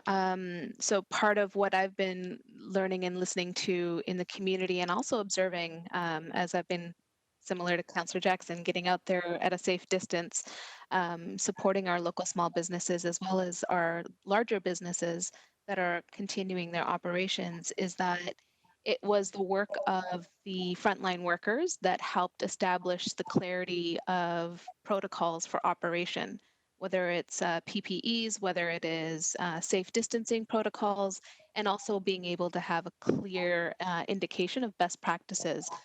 All of the sectors that seem to be identified in the composition of the task force have workforces that are unionized and not unionized. And I think that there's benefit. I know that we as a city, as a municipality, benefited by having really positive conversations with our unionized workforces. And the unions have brought tremendous positive impact to making sure that our essential workers and our frontline city workers are able to get out there and carry out the services that our residents rely on. And I believe that to be true in the private sector as well. So I was just curious, and whether there is a willingness to open up representation to two. I understand building skilled trades being one, but if there could be a representative that kind of comes at this conversation and to the conversation from a kind of an umbrella lens of skilled labor, unionized labor, service sector labor, private sector labor, but that have their own, similar to a business association, have their own group of unions to be able to consult with to bring those best practices to the table of the task force. Okay, so I'm not sure what you're suggesting specifically. My 'Cause suggestion there are is there would are a be number to, of there are a number of unions. Mhm. So you know what are you suggesting in terms of what you might put on the table? Yeah, I guess through you, Mr. Mayor, the suggestion would be the only umbrella organization in Hamilton is our Labor Council, who does have representatives from the private sector in the industries that are indicated here. Okay, so at a given point in time, I'll ask you to you know, make a recommendation or an alteration or an amendment on the list once you've spoken. We'll come back to you with any potential alterations that you might want to put forward. I appreciate that. Okay, and then a couple of other questions were, so is it my understanding through you, Mr. Mayor, to staff that small businesses, given that they were identified through the survey as being those most impacted, that they would be represented through the sectoral representation? Yeah, so the small businesses, the wide majority of businesses within the three chambers of commerce are all small businesses, as well as the BIA representatives. So we thought through those four organizations that we'd have these small businesses as well. To your point, small businesses exist through all those sectors as well. Thank you. In terms of the composition related to nonprofit sector, is that specifically social service sector, or is that a catch-all of a nonprofit that might include others that I'm not clear about? Through you, Mr. Mayor. Yeah, so through the mayor, it's Jason, and I can speak to that one. What we were looking at there was to capture not-for-profits not as their service delivery function, because of course they deliver all sorts of services of all different types all across the city, but they're also important employers. So really what we're looking for there, and I can't tell you who might be the perfect representative for that, but to make sure there's someone there who has a voice for the not-for-profit sector as employers, because they employ administrative staff and finance staff, and some of them are actually quite large employers in the city. So you want, and I think as not-for-profits, they also may face different challenges as employers compared to for-profit employers. So it really is that their role there as businesses, as employers, and to have that voice at the table was what the intention was there with the not-for-profits, as opposed to being there representing the service that they're delivering in the community.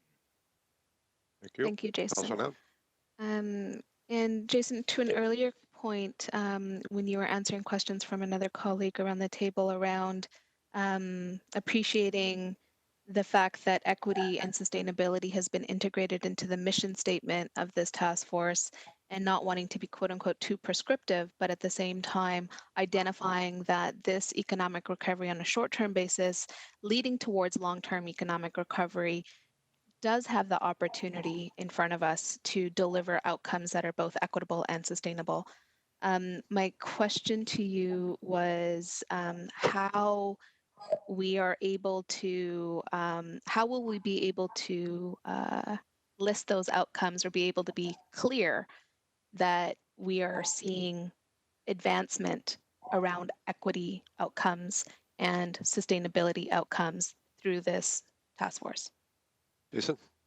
So through the mayor, I think that will be reflected in part just in the recommendations and ideas that come forward. So I would expect that, again, those recommendations that are relevant to the city and to the city taking certain actions or putting in place certain programs or policies, those are the kinds of lenses that I would expect council will most likely put on your decision making as you respond to the task force direction, the task force recommendations.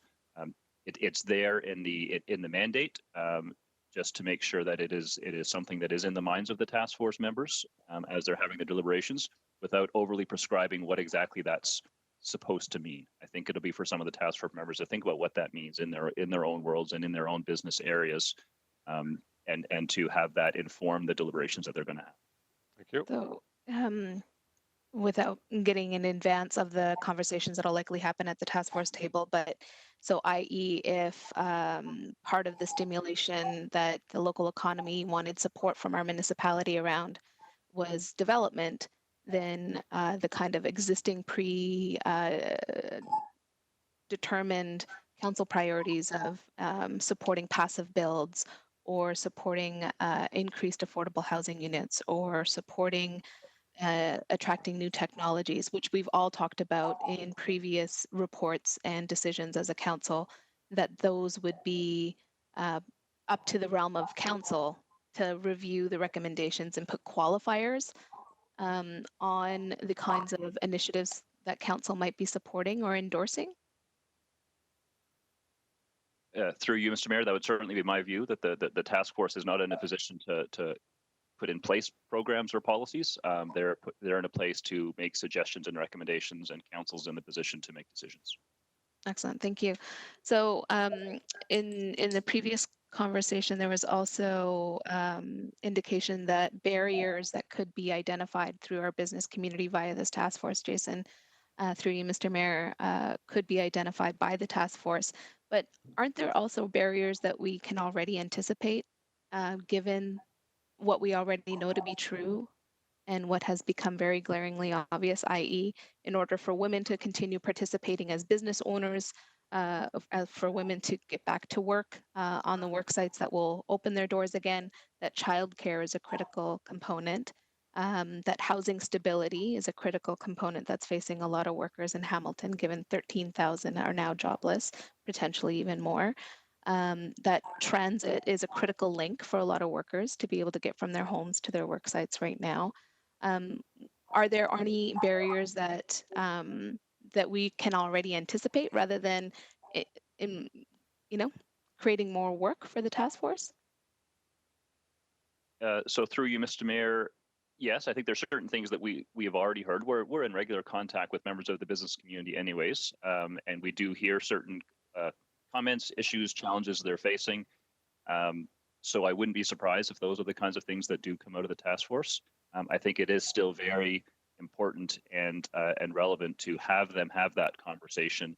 I don't want to assume that we know all the answers. If we knew all the answers, then we wouldn't be suggesting we have a task force. So some of it will be testing some of that. I wouldn't be surprised if comments come back related to mobility. I think that will be something that is going to be weighing heavily on the minds of some of our businesses, especially those businesses who rely on people accessing their businesses by transit, and concerns they might have about that. Some of the other things you raised, certainly, I wouldn't be surprised if those came back. But I think it is still worth having those voices around the table to have the discussion and make sure that what we are hearing is a good representative sample of some of the issues that they're facing. I appreciate that, Jason. And I guess in closing, I'm just really looking forward to this task force doing the job of boosting our local economy and our local businesses that deliver not only short-term results, but also long-term results, and being able to facilitate a conversation with our business community and sectoral community, those who make up the composition at the end of the day that align with our term of council priorities. I think that that's a critical piece of alignment work that needs to happen through this task force, and I'm looking forward to those minds that are coming around the table or will eventually make up the table to help us get there. Part of what council does is not only set terms, priorities for what we manage and control in the realm of our own house in terms of city service delivery, but it's also leading the conversation for the community at large, the city of Hamilton at large. And our business community plays an integral role in helping us enable being able to accomplish those outcomes from an equitable perspective that are climate friendly, and that we acknowledge that this crisis is a layer on top of other existing crises that we've been all facing sectorally in the public sector, in the government sector, and as well as the private sector. I guess my final comments would be that, I think it's important that we do everything in the power of this city government to ensure that this recovery is healthy and equitable and sustainable. And I'm glad to see those be integrated into the mission statement of the task force. And I guess finally, Mr. Mayor, I'd like to indicate to you publicly, I know that we've had the conversation offline, but I'd be honored to serve with you as well as another council representative on the task force. Thank you. Okay, thank you. Councillor Ferguson. Yeah, thank you, Mr. Mayor. And first of all, I'd like to thank Norm and Carrie and Jason for putting this together. They put a lot of thought into it, and for you, Mr. Mayor, for initiating it, coming up with the idea of getting this back to going. So I'm fully supportive of it. My only concern about the the terms of reference is item 4.1. And I see where you will serve in the role of chair, and I'm just worried we're burning you out. No, that's not the indicator that I have. So it's not prescribed actually in terms of It me is. being the chair. The mayor will serve as, in 4.1, it says the mayor will serve the role of chair. Right at the bottom after item And you know 4. what? I'm inclined not to do that. So, you're right. I've got enough to do. So, I thought the same thing. I thought we were going to burn you out. You are the head of council. Yeah. You're carrying a significant role on the Emergency Operations Center.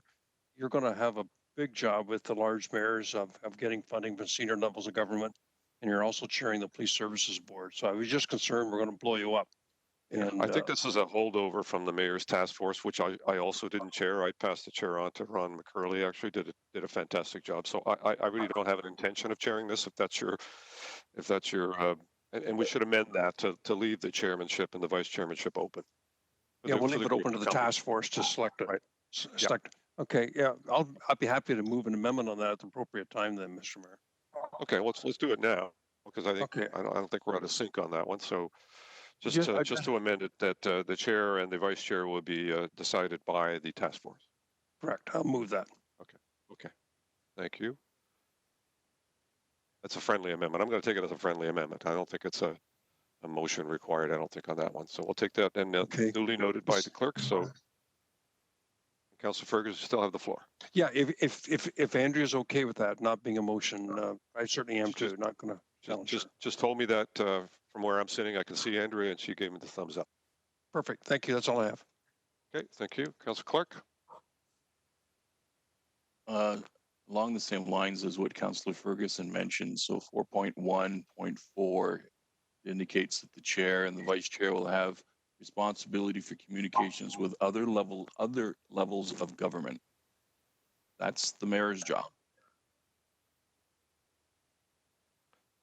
So I have concerns about creating a situation where the task force chair or vice chair is now communicating with senior levels of government that may or may not be in concert with the mayor of the city of Hamilton. So I would suggest that the chair and vice chair would have the responsibility for communications with the city council.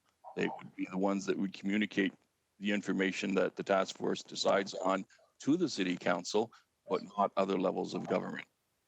Yeah, I think you're right on that one. It's not to be an independent voice on this. So you know, whatever they decide to advance is in terms of issues needs to go through council, and then we'll advance it from there based on our usual advocacy role through the mayor and senior staff. So I totally agree with you, and I think again it's a point of clarity that I think is worth making.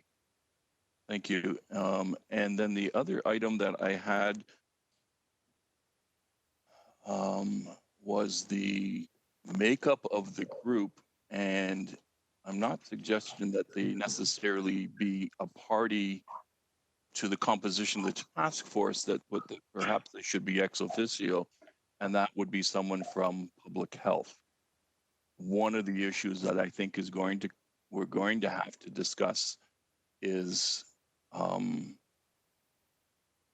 health and safety protocols to protect employees and protect customers, and how we do that within the confines of the provincial government's orders and the medical officer of health orders. So can I just suggest that at least the public health staff would be available to this task force to provide advice and comments as they're having their deliberations. And again, I guess that would be a friendly amendment, sir. Yeah, I think they absolutely need to be a resource. I mean, clearly there are going to be prescribed ways in terms of these industries can open up, and PPE and all of those issues are going to be very critical, and how we facilitate that and follow the directions of public health is going to be a critical piece of how we advance this full stop. So I think they ought to be identified as a resource on an ongoing basis for sure. Thank you. And I can't seem to find it at the moment. Oh, I did find it. On page 5, it indicates that the task force will not divulge confidential information. The task force are not elected members, and they shouldn't be receiving confidential information from the city of Hamilton. So I'm not sure how we fix that. Okay, Norm or Jason, did you just want to give us again an overview of why that's in there in the first place? And I think the intention was to talk about proprietary information that businesses might share with the task force. Probably not the other way around, but maybe we need some clarity on that. I see you, Carrie, as part of this as well. And Carrie, you've been instrumental in terms of this terms of reference. Do you want to address that? I can suggest, Mr. Mayor, that you just include the term proprietary after the word confidential, so that it would be confidential proprietary information, and that would resolve the issue, because I don't think the city would be providing confidential information to the task force. No, exactly right. I think that was the intention. Carrie, I can't hear you. You can't hear me now either, apparently. So you can. Well, we can't hear you for some reason. Mr. Mayor, perhaps I can address that. Okay, go ahead, Norm. That was the intention. The intention was never to divulge anything from a city perspective, but there could be businesses around the table that are talking about what's happened in their circumstance, and it was more to keep that under wraps. So proprietary, I think, covers that. So I think you've hit the nail right on the head. So if we include proprietary information, it's really information coming from them, coming to us. And which raises the question, how do we deal with that in terms of, I guess it'll be up to the clerks to figure out in terms of the task force. If it is a committee of council, then they would have to follow the same procedural bylaws if they have to go on camera to receive such proprietary information. Yeah, I would think so. Andrea, did you want to address that? I get the agreement from Andrea that's sitting next to me here. She says yes. Thank you very much. So just some really, really quick comments. I think the mandate of this task force is from my perspective, pretty much bang on. The mandate is to have an economic recovery as quickly as possible. And I'm personally not on for anything that would create new policies or regulations that would impede that economic recovery. If council wants to deal with other issues that are social policies that council needs to address, then that's a separate issue for council. The task force is talk to these businesses. What are their challenges? How do we get them up and running? How do we get income coming into them so that the GDP of the city starts to increase? All of the other social issues, in my mind, are council responsibilities, and it shouldn't be put on the shoulders of the task force. With regards to health and safety, as I said earlier, we need to make sure that public health is there to assist these organizations to make sure that they're up and running. The final point, and I think it was Councillor Wilson's point, I have concerns if the task force is going to start making recommendations that we cut taxes, property taxes for businesses, because I'm already getting emails in that regard, Mr. Mayor, from different business leaders saying that there should be a temporary reduction in property taxes in the city of Hamilton, that we should be relaxing bylaws that impedes their business on truck routes, on parking, on any number of things. And I have real concerns if the task force starts to go down the road of looking at our bylaws and the restrictions that we have in place that were put in place to ensure that all property owners enjoy the peaceful enjoyment of their property as opposed to it's business, let's go. So those would be my comments. I hope the task force understands those challenges as we move forward. But as a municipality, we have to make sure that we're not giving a right to a business that somehow diminishes the right of another property owner, a different business or residents. We want to make sure that everyone gets to use their property safely and they get to enjoy their property without that impediment happening as a result of relaxing restrictions within the municipality. So beyond that, sir, I wish you well with the task force, and let's get this economy rolling as quickly as we can in a safe manner to protect our residents and customers and employees. Okay, thank you. So I have myself on for the first time, and I'll be brief because most of you have captured much of what I would like to say. I think the last speaker, I think, hit the nail on the head. This is really about, doing whatever we can to get folks back into business. And, when we talk about some of the needs that they're going to have, I think childcare is one of them. I would be surprised if it didn't come up as part of the discussion around the task force. The provision of PPEs and the kind of global impact of that. When all of these businesses start opening up, most of this PPE supply has gone to our frontline healthcare workers or long-term care homes. We've been having a drive to ask businesses to deliver to us what they might need so that we didn't get overwhelmed and they were without equipment. Well, there's now going to be a need to have a much broader collective effort to supply personal protective equipment, plastic barriers, shields, face masks, sanitizers. I think the city can play a pretty significant role in that in terms of how to facilitate that for all businesses as opposed to them kind of sourcing that out individually. I think financing issues start becoming an issue, and where can we direct them? Do we have pools of resources as a city? No. Are there opportunities through all the programs that are out there? Yes. Can we help guide them through that process? We're going to do everything we can to do that. So I think there are a number of areas but the bottom line is, if we want to kind of re-engineer who does what in terms of industry, I'm a little leery that businesses will say, you should not be dictating us, what kind of operation we have. What we do need is your help and assistance in facilitating us getting back up and running as soon as we can. All the other broader issues, social issues, the inequities that are so glaring right now, and we could all agree that long-term care homes and homelessness, all of these issues have been amplified, and hopefully it will resonate a lot stronger than it has in the past. Basic income, for all intents and purposes, basic income has arrived. Federal government is actually delivering money to people to stay home and to not be employed. And I think that's a good sign. I think as a potential positive outcome. Or once we get through this, that this is likely something that will probably survive the next level. Months before this happened, I had a conversation with the Prime Minister and said, we really need to get onto this basic income thing. It's going to be critically important. We have far too many people in precarious employment opportunities, substandard housing, homelessness. And he said, yeah, we're working that in various different ways. 2 months later, the money's going out the door, right into the hands of people to try and keep them solvent as we work through this pandemic issue. So all of those issues, I think, have merit and hope.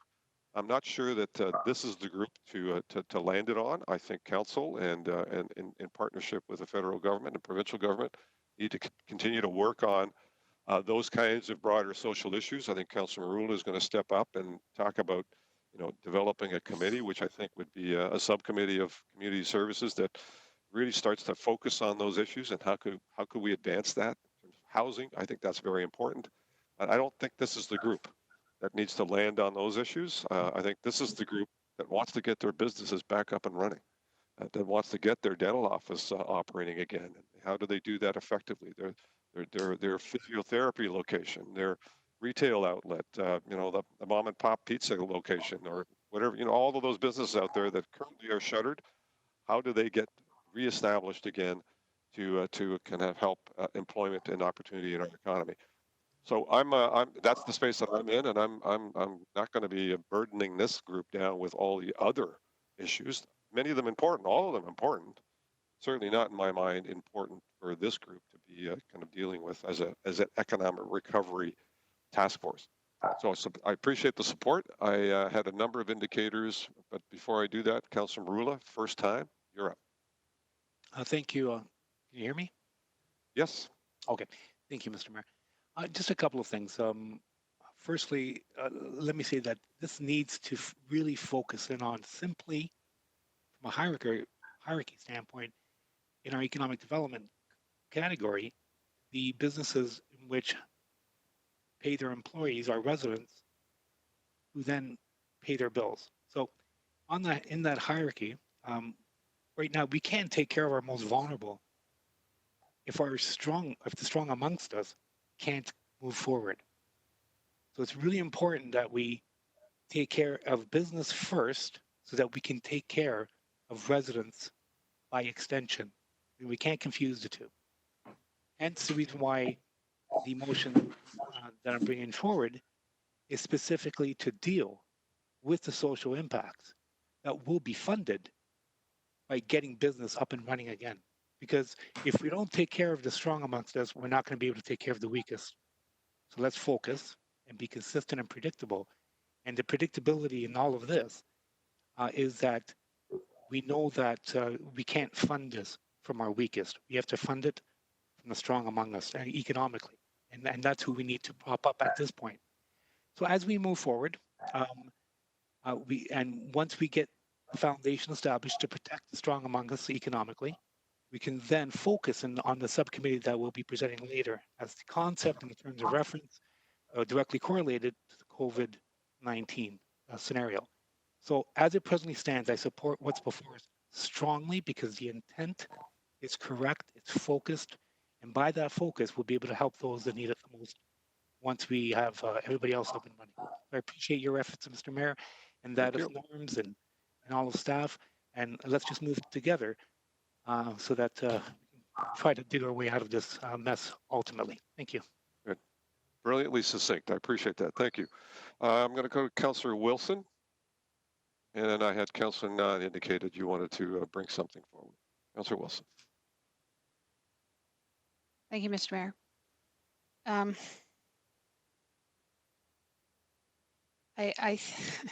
Well, I'm coming to you for amendments, not another round of I mean, if unless there's questions that haven't been answered, I'm hoping that you're putting something on the table that.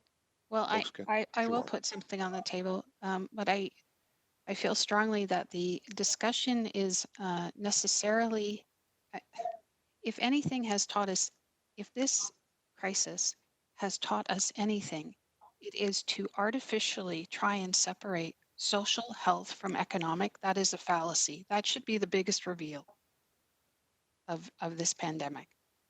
And in trying to move forward to bring about economic recovery that is, as per the terms of reference, equitable, sustainable, then you can't separate those social priorities, that framework. And so the strongest among us may be strong for the wrong reasons, and the weakest among us may be weak for reasons that are not theirs.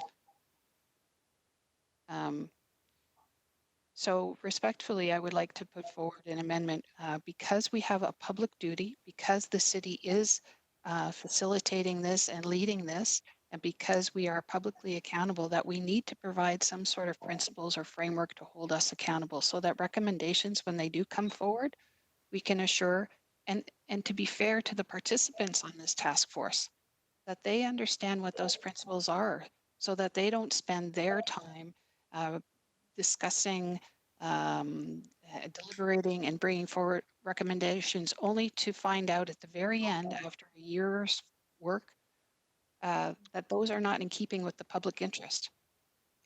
Okay, so you're debating something that we don't have on the table right now. My amendment would be, I have two pleas, that those public corporate priorities that were identified and unanimously supported by council, I think the city manager set them out, that those provide the framework against which any recommendations come forward. And secondly, to my point about the role that new Canadians are playing in our economy prior to COVID and probably thereafter, that there be some representation to that effect. So perhaps that would be in the form of the Hamilton Immigration Partnership Council, please. Okay, so 2 amendments on that one. Everyone clear on the amendments? Councilor Clark? I'm trying to understand this. This task force is talking about getting the economy going. There's 223,490 jobs according to our employment survey in 2019. The vast majority of them are private sector jobs. this task force, when I look at the task force, is going to be private sector jobs. We're not talking about public sector jobs. Public sector healthcare is working. Education, they're working. They have their protocols in place. We're talking about private sector jobs, getting the economy rolling, getting them back to work. How do we force equity on them as a municipality when we don't have the authority to do that? How do we force them as a municipality to deal with climate change when we don't have that authority as a municipality? Is that a question for me? It's a question for No. someone. It's Okay, your amendment. Yeah, I would like to. So let's take for an example, one of the sectors that's identified for membership on this task force is the development committee. One way they could say we're being impacted by this, one way to facilitate our recovery in the immediate form is to revisit the development fees that we that this council to be on what's the word that we used, cost recovery basis, for lack of a better word. So what if they put forward an amendment that in order to help facilitate that business, that they be able to extend where development occurs, and that we do something to assist in making it financially easier for them to submit applications? Is that in keeping with what this corporation has set out as its interests? Would it not be appropriate for us to set out that framework at the beginning as per our corporate priorities, as opposed to after they've done a year's work of work? Councillor Clark. Work? I think my statements early on, Mr. Mayor, was that this task force would not be getting into that type of situation. Those things are governed by the Planning Act. Those things are governed by development charges. There's a long, protracted process to deal with those things. Those policies are already in place, and they are policies within the municipality of the city of Hamilton. So I don't think having those discussions now, and given the time frame that it takes to make those changes, would help the economy get rebooted. So I'm struggling really hard trying to understand exactly what the motion is, what the amendment is, given that many of the things that you're talking about don't fall within the purview of a private sector business. We have no control over them. I can't tell a private sector business to provide daycare. We have no authority as a municipality. We can deal with that with the province and talk about long-term, or talk about getting the daycare centers open as quickly as possible in a safe manner. But we can't direct businesses to do these things. So I'm trying to understand, you're putting this onus on the task force, and they really don't have, the municipality doesn't even have that authority. Unless I'm misunderstanding your motion. Okay, so I'm presumptively you're speaking against the motions, correct? I guess I am right now, since there's no clarification. Thank you. So I'm gonna turn back to the mover and ask, is there a seconder for that? Councillor Nan, seconder. Thank you. So the motion's on the floor. So one more time, just clerks, have you got the motion, and can you read it out for us so we're clear, and then we'll go to a vote because I see no further speak. Andrea.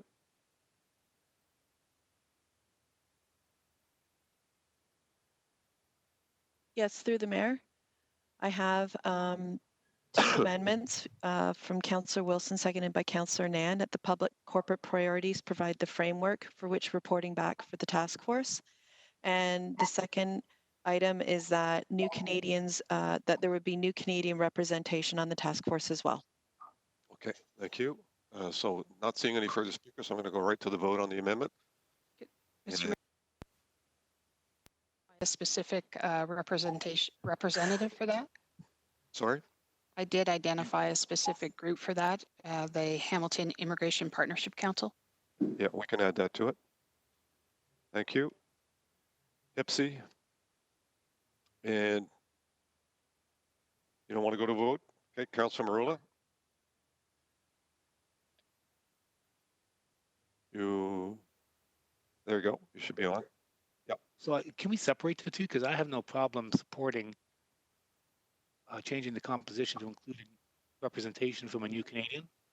But I do have an issue with the second part of the motion. So can that be separated? It could be, yeah. Yep. Two separate motions, A and a B.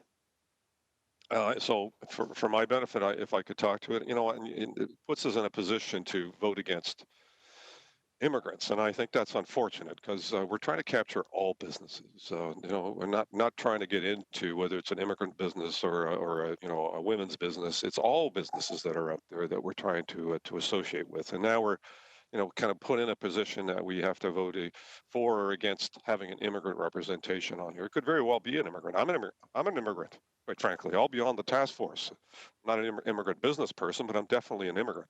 So I'm not sure why we're kind of trying to kind of bog this down with those kinds of sectoral details. I think it just complicates this issue, quite frankly. We're interested in all businesses, no matter who they are, who it's run by. You know, our interest is how can we get them back up and running. So I'm not going to support either of those motions. I think that's you know, unfortunate that we're now kind of put in a position to have to make sectoral decisions, and you know, we could start breaking this down into a whole bunch of different categories. It isn't going to help us any. What we need to do is have a conversation with our businesses out there and determine what do you need to get back up and running when you're allowed to get back up and running. As simple as that. The more complicated we make it, the more difficult this conversation is going to be. And if I were a task force member, and I'm being dictated to in terms of what objectives I need to have in my business, I'm probably not showing up. And so the more prescriptive we make this, the less likely it is that we're going to have participation in the sectorial areas that we have. So I don't support either one of the motions. We can certainly separate them, but I'll not support either one of them. Councillor Collins, first time. Yeah, Mr. Mayor, I agree with your comments. I think Norm's prepared the recommendations are fine as they are, and I'll be supporting the amendments. Either we could create a checklist of 1,000 other priorities or revisions to the checklist to try to accommodate all areas. And I think Norm's essentially done with what he's presented to us. So I'm not supporting the amendment, and I'll be sticking with the original motion.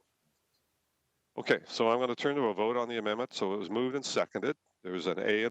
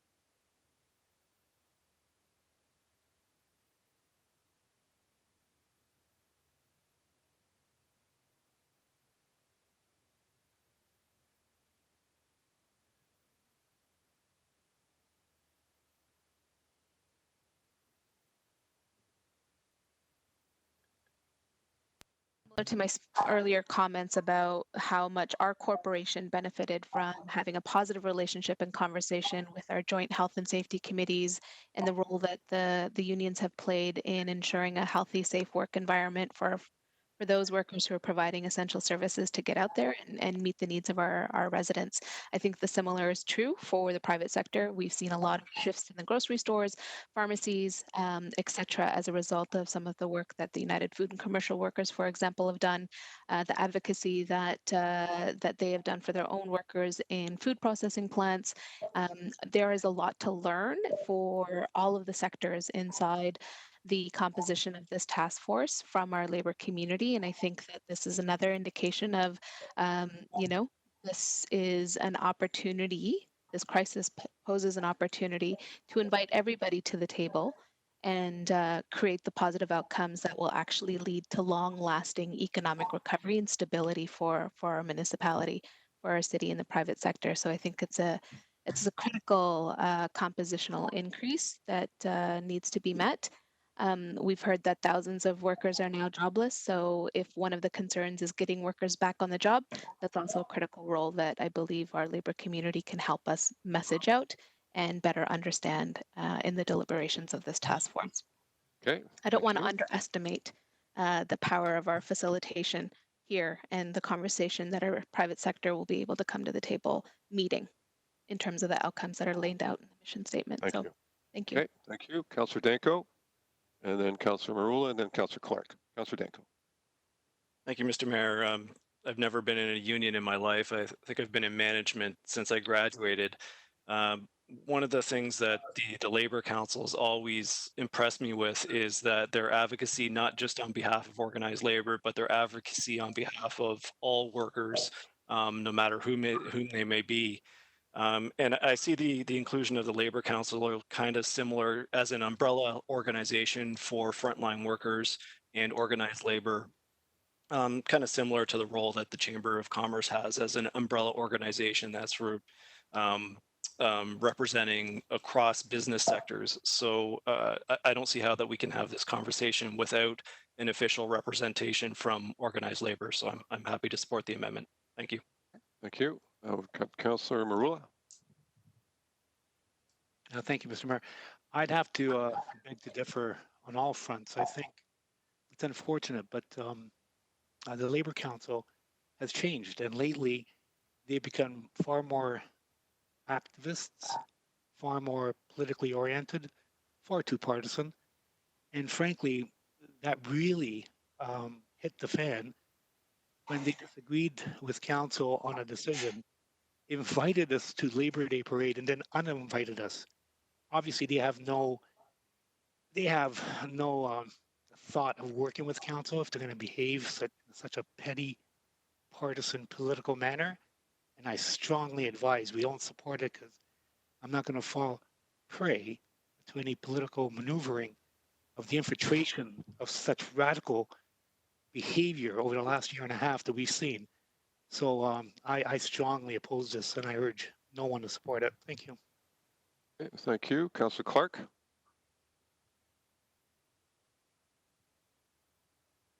Well, I understand and I hear Councillor Marula's position.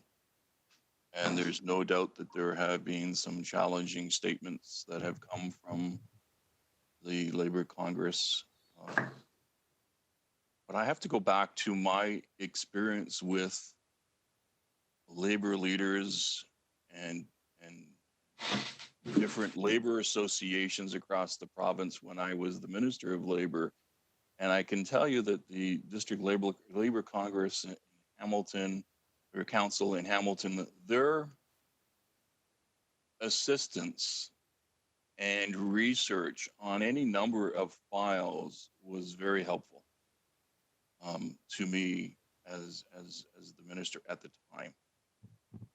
And I think in this respect of what we're trying to accomplish to reboot the economy, I can't see them presenting a partisan framework or a partisan attacks or anything like that in this particular mandate. the mandate is to get the economy up and running.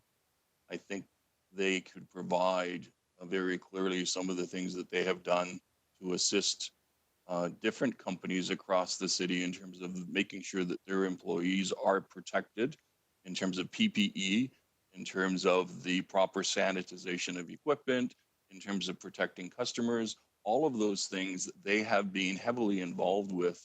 And I think they could play a healthy role in this task force. So notwithstanding, there have been challenges, as Councillor Marula has suggested. I think that they could offer some benefit here. So I'm inclined to include them. Thank you. Okay, thank you. Councillor Partridge. Yes, thank you, Mr. Mayor. And, you know, I really think we need to keep the membership of this task force focused on getting people back to work, business development, and what is it that these businesses need to get back up and running, regardless of the size of the business. You know, it doesn't matter whether it's someone who has a convenience store on the corner, someone who has another type of franchise, or, you know, a conglomerate that, you know, supports our city so well and has really formed the basis of our development. I see these motions as just starting to take us off focus of what we really need to do. The mandate is very clear. We need to keep it simple, keep it focused.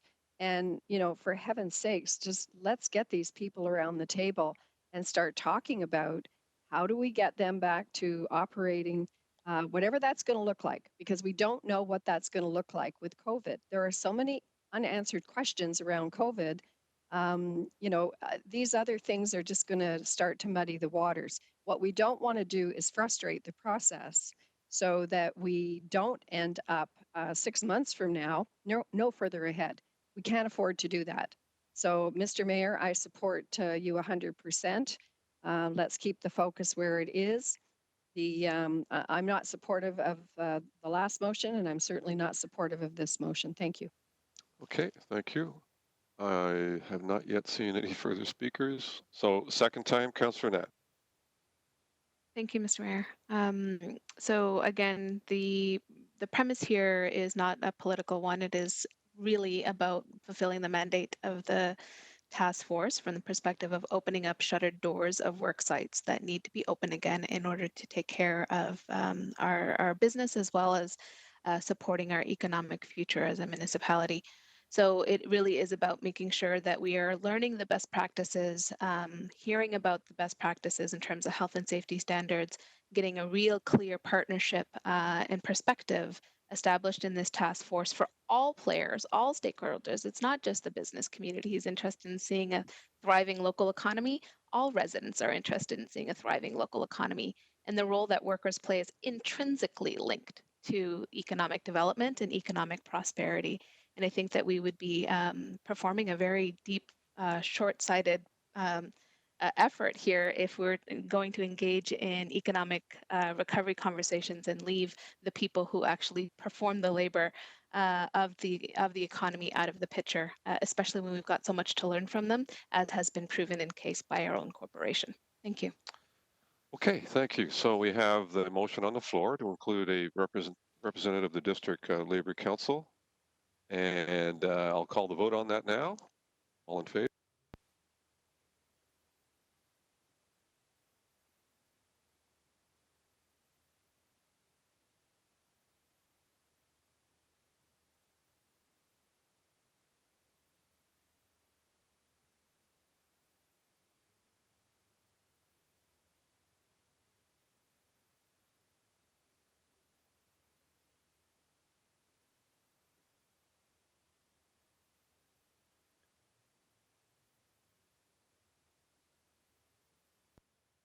That's improved. Thank you.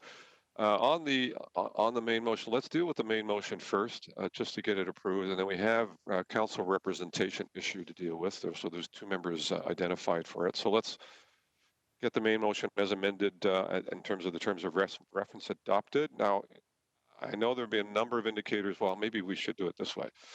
There's representation for 2 members of council. And so I've heard from Councillor Nunn, I've heard Councillor Partridge indicate previously, I've heard Councillor Ferguson indicate previously. So that's three. I imagine that we can manage three, but you know, this is already a pretty big group. So if there's a desire to have it amended to three, I'm okay with that. If it gets bigger than that, I think it gets complicated. So on that issue in terms of council representation, and let me just turn to Councillor Partridge. You indicated previously you wanted to participate. You're still in that space? Oh, yes, Okay. Can you hear me? Yeah, no, absolutely I am. And I wouldn't necessarily be in favor of increasing the size of this task force. I spoke to that earlier about, you know, not being in favor of increasing the size of the categories on there. And again, we just need to get up and running, but I'm absolutely on side with putting my name forward. Thank you. And I hope I can get support. Okay, and I heard Councillor Ferguson indicate as well. So Councillor Ferguson, just indicate you're still interested in being part of this? Yes, I am. I bring 32 years of business experience, 14 as a CEO of a very large company and a past president of four industry associations. So I think I can add value to the task force. And I don't agree we should go beyond two either. I think we should just put it to a vote and see where it goes. There. We also have Councillor Nand had indicated an interest as well. And anyone else? Councillor Danko, an interest or want to speak? If it's three and we're the three that the names are in right now, Councillor Partridge, Councillor Ferguson, and Councillor Nan, I'm happy with that. If it's going to go to a vote, then I would put my name in as well. Okay, thank you. And Councillor Clark, please. Your floor is yours. Can I just ask for clarification? Whatever the recommendations are that come from the task force, they are coming to council for our deliberation and decision. Is that not correct? Any policy issues that comes out of this comes to council. Absolutely. So there's really not necessary having 4 or 5 people on this task force as councillors when it's going to come to council. So I'm fine with the two, and let's just have the vote. Okay, so I'm in your hands, folks. So you know, if there's no desire to amend, I'm sorry, Councillor Collins. Oh, we've got a list of speakers now. Okay, Councillor Collins, you're up first. Go ahead. Thank you. I was going to move Councillors Partridge and Ferguson, and seconded by Councillor Marula. Okay, thank you. All right, hang on to that one. I'll go to Councillor Wilson and Councillor Jackson, and then hopefully we'll get to some resolve. Councillor Wilson, you're up. Thank you, Mr. Mayor. I would move the membership be extended to 3 with 3 names that have been put forward. Part of the rationale I'd like to provide is going back to Norm's survey, which he showed us that it's smaller size businesses, and some of those service hospitality businesses are more often than not located down in the lower city. I also think it's important to have, with the greatest of respect, I don't know how to put this any other way, a generational lens on this in terms of what younger eyes can have a look at the economy. And I say that respectfully, but it does take me back to the letter that was received, the communication that was received, and the points made as well. So I think we can draw value from both of those pools of experience, Mr. Mayor. Okay, thank you. But the motions on the floor that we're dealing with right now is motion by Councillor Collins, seconded by, to include Councillors Ferguson and Partridge. I've got Councillor Jackson. Thanks, Mr. Mayor. Am I on? Yes. Thank you. Members of council, look, in the 17 months we've been together, we've had some major differences of opinion, nothing more so than late last year.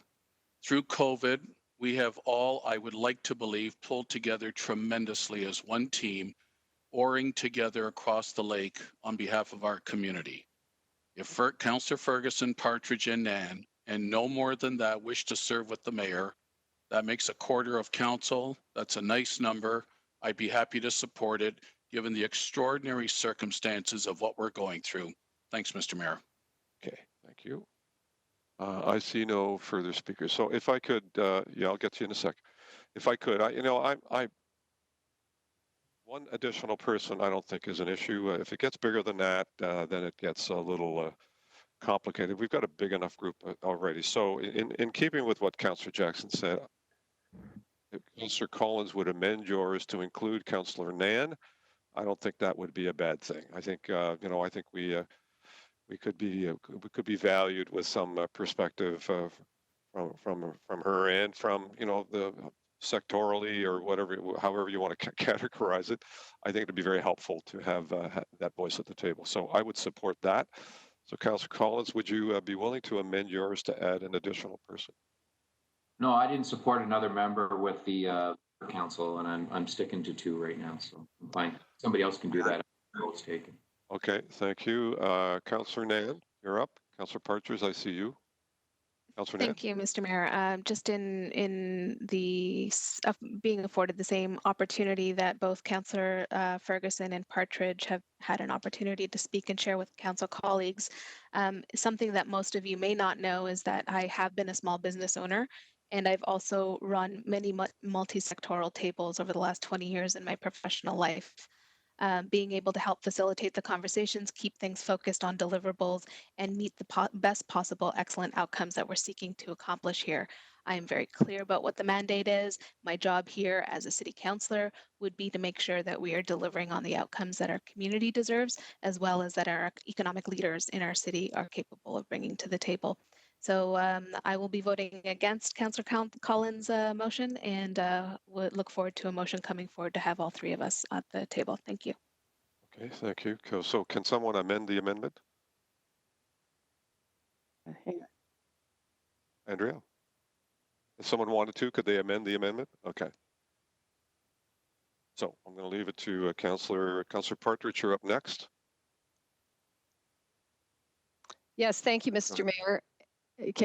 Yeah, all right. So thank you. So I just want to say that I've owned 2 small businesses, and I also spent 2 years working as a director in immigration. I did not support, and I do not support, increasing the membership beyond the 2.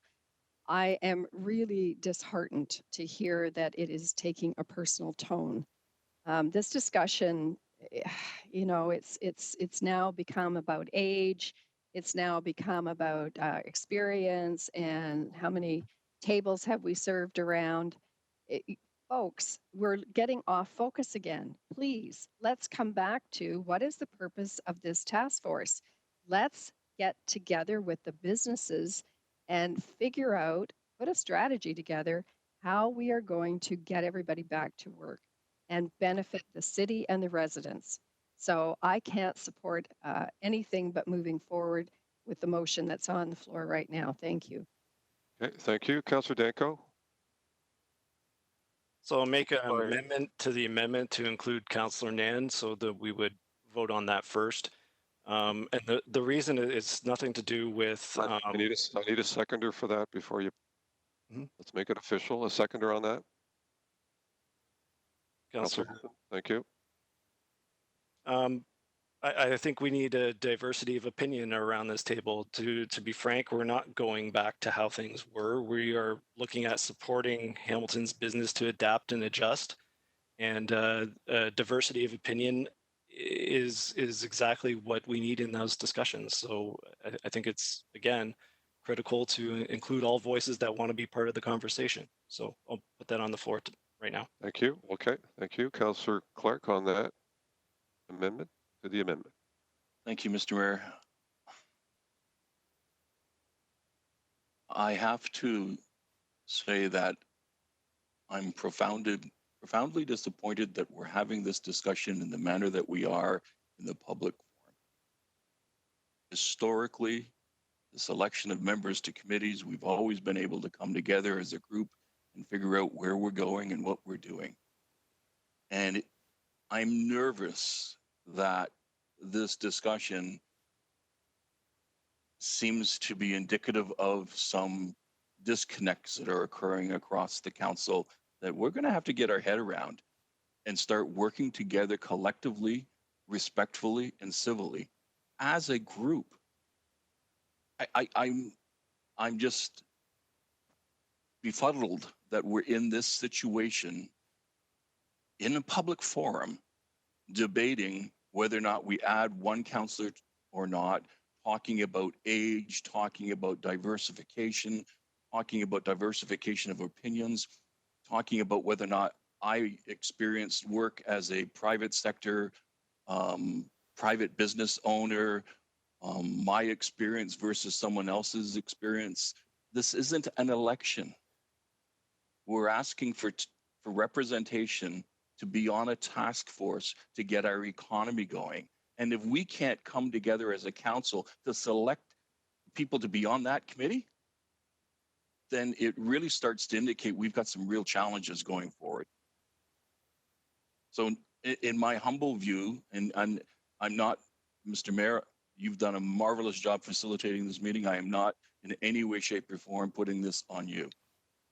The councillors, we as a group should have gotten together and sorted out who's going to be on this committee, as opposed to having this debate on the floor and now forcing councillors to choose one councillor over another on the floor.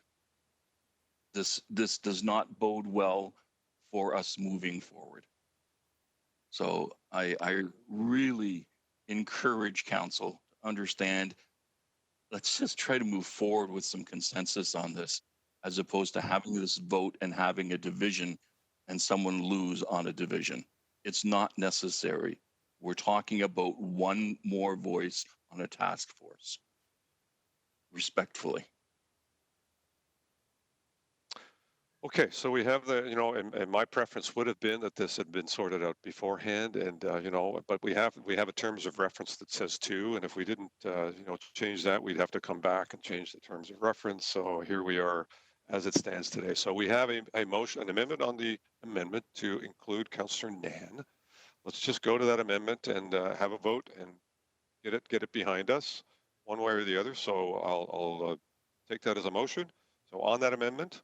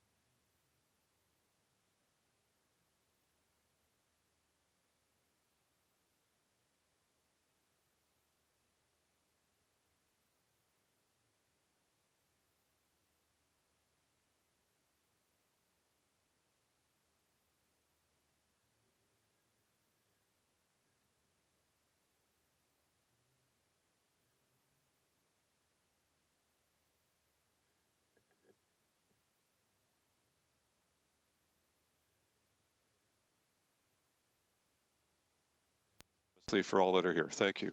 So we're going to take a perfect time to take a break. So let's say 1 o'clock back here. Everyone needs a lunch and a bio break or whatever they need to do.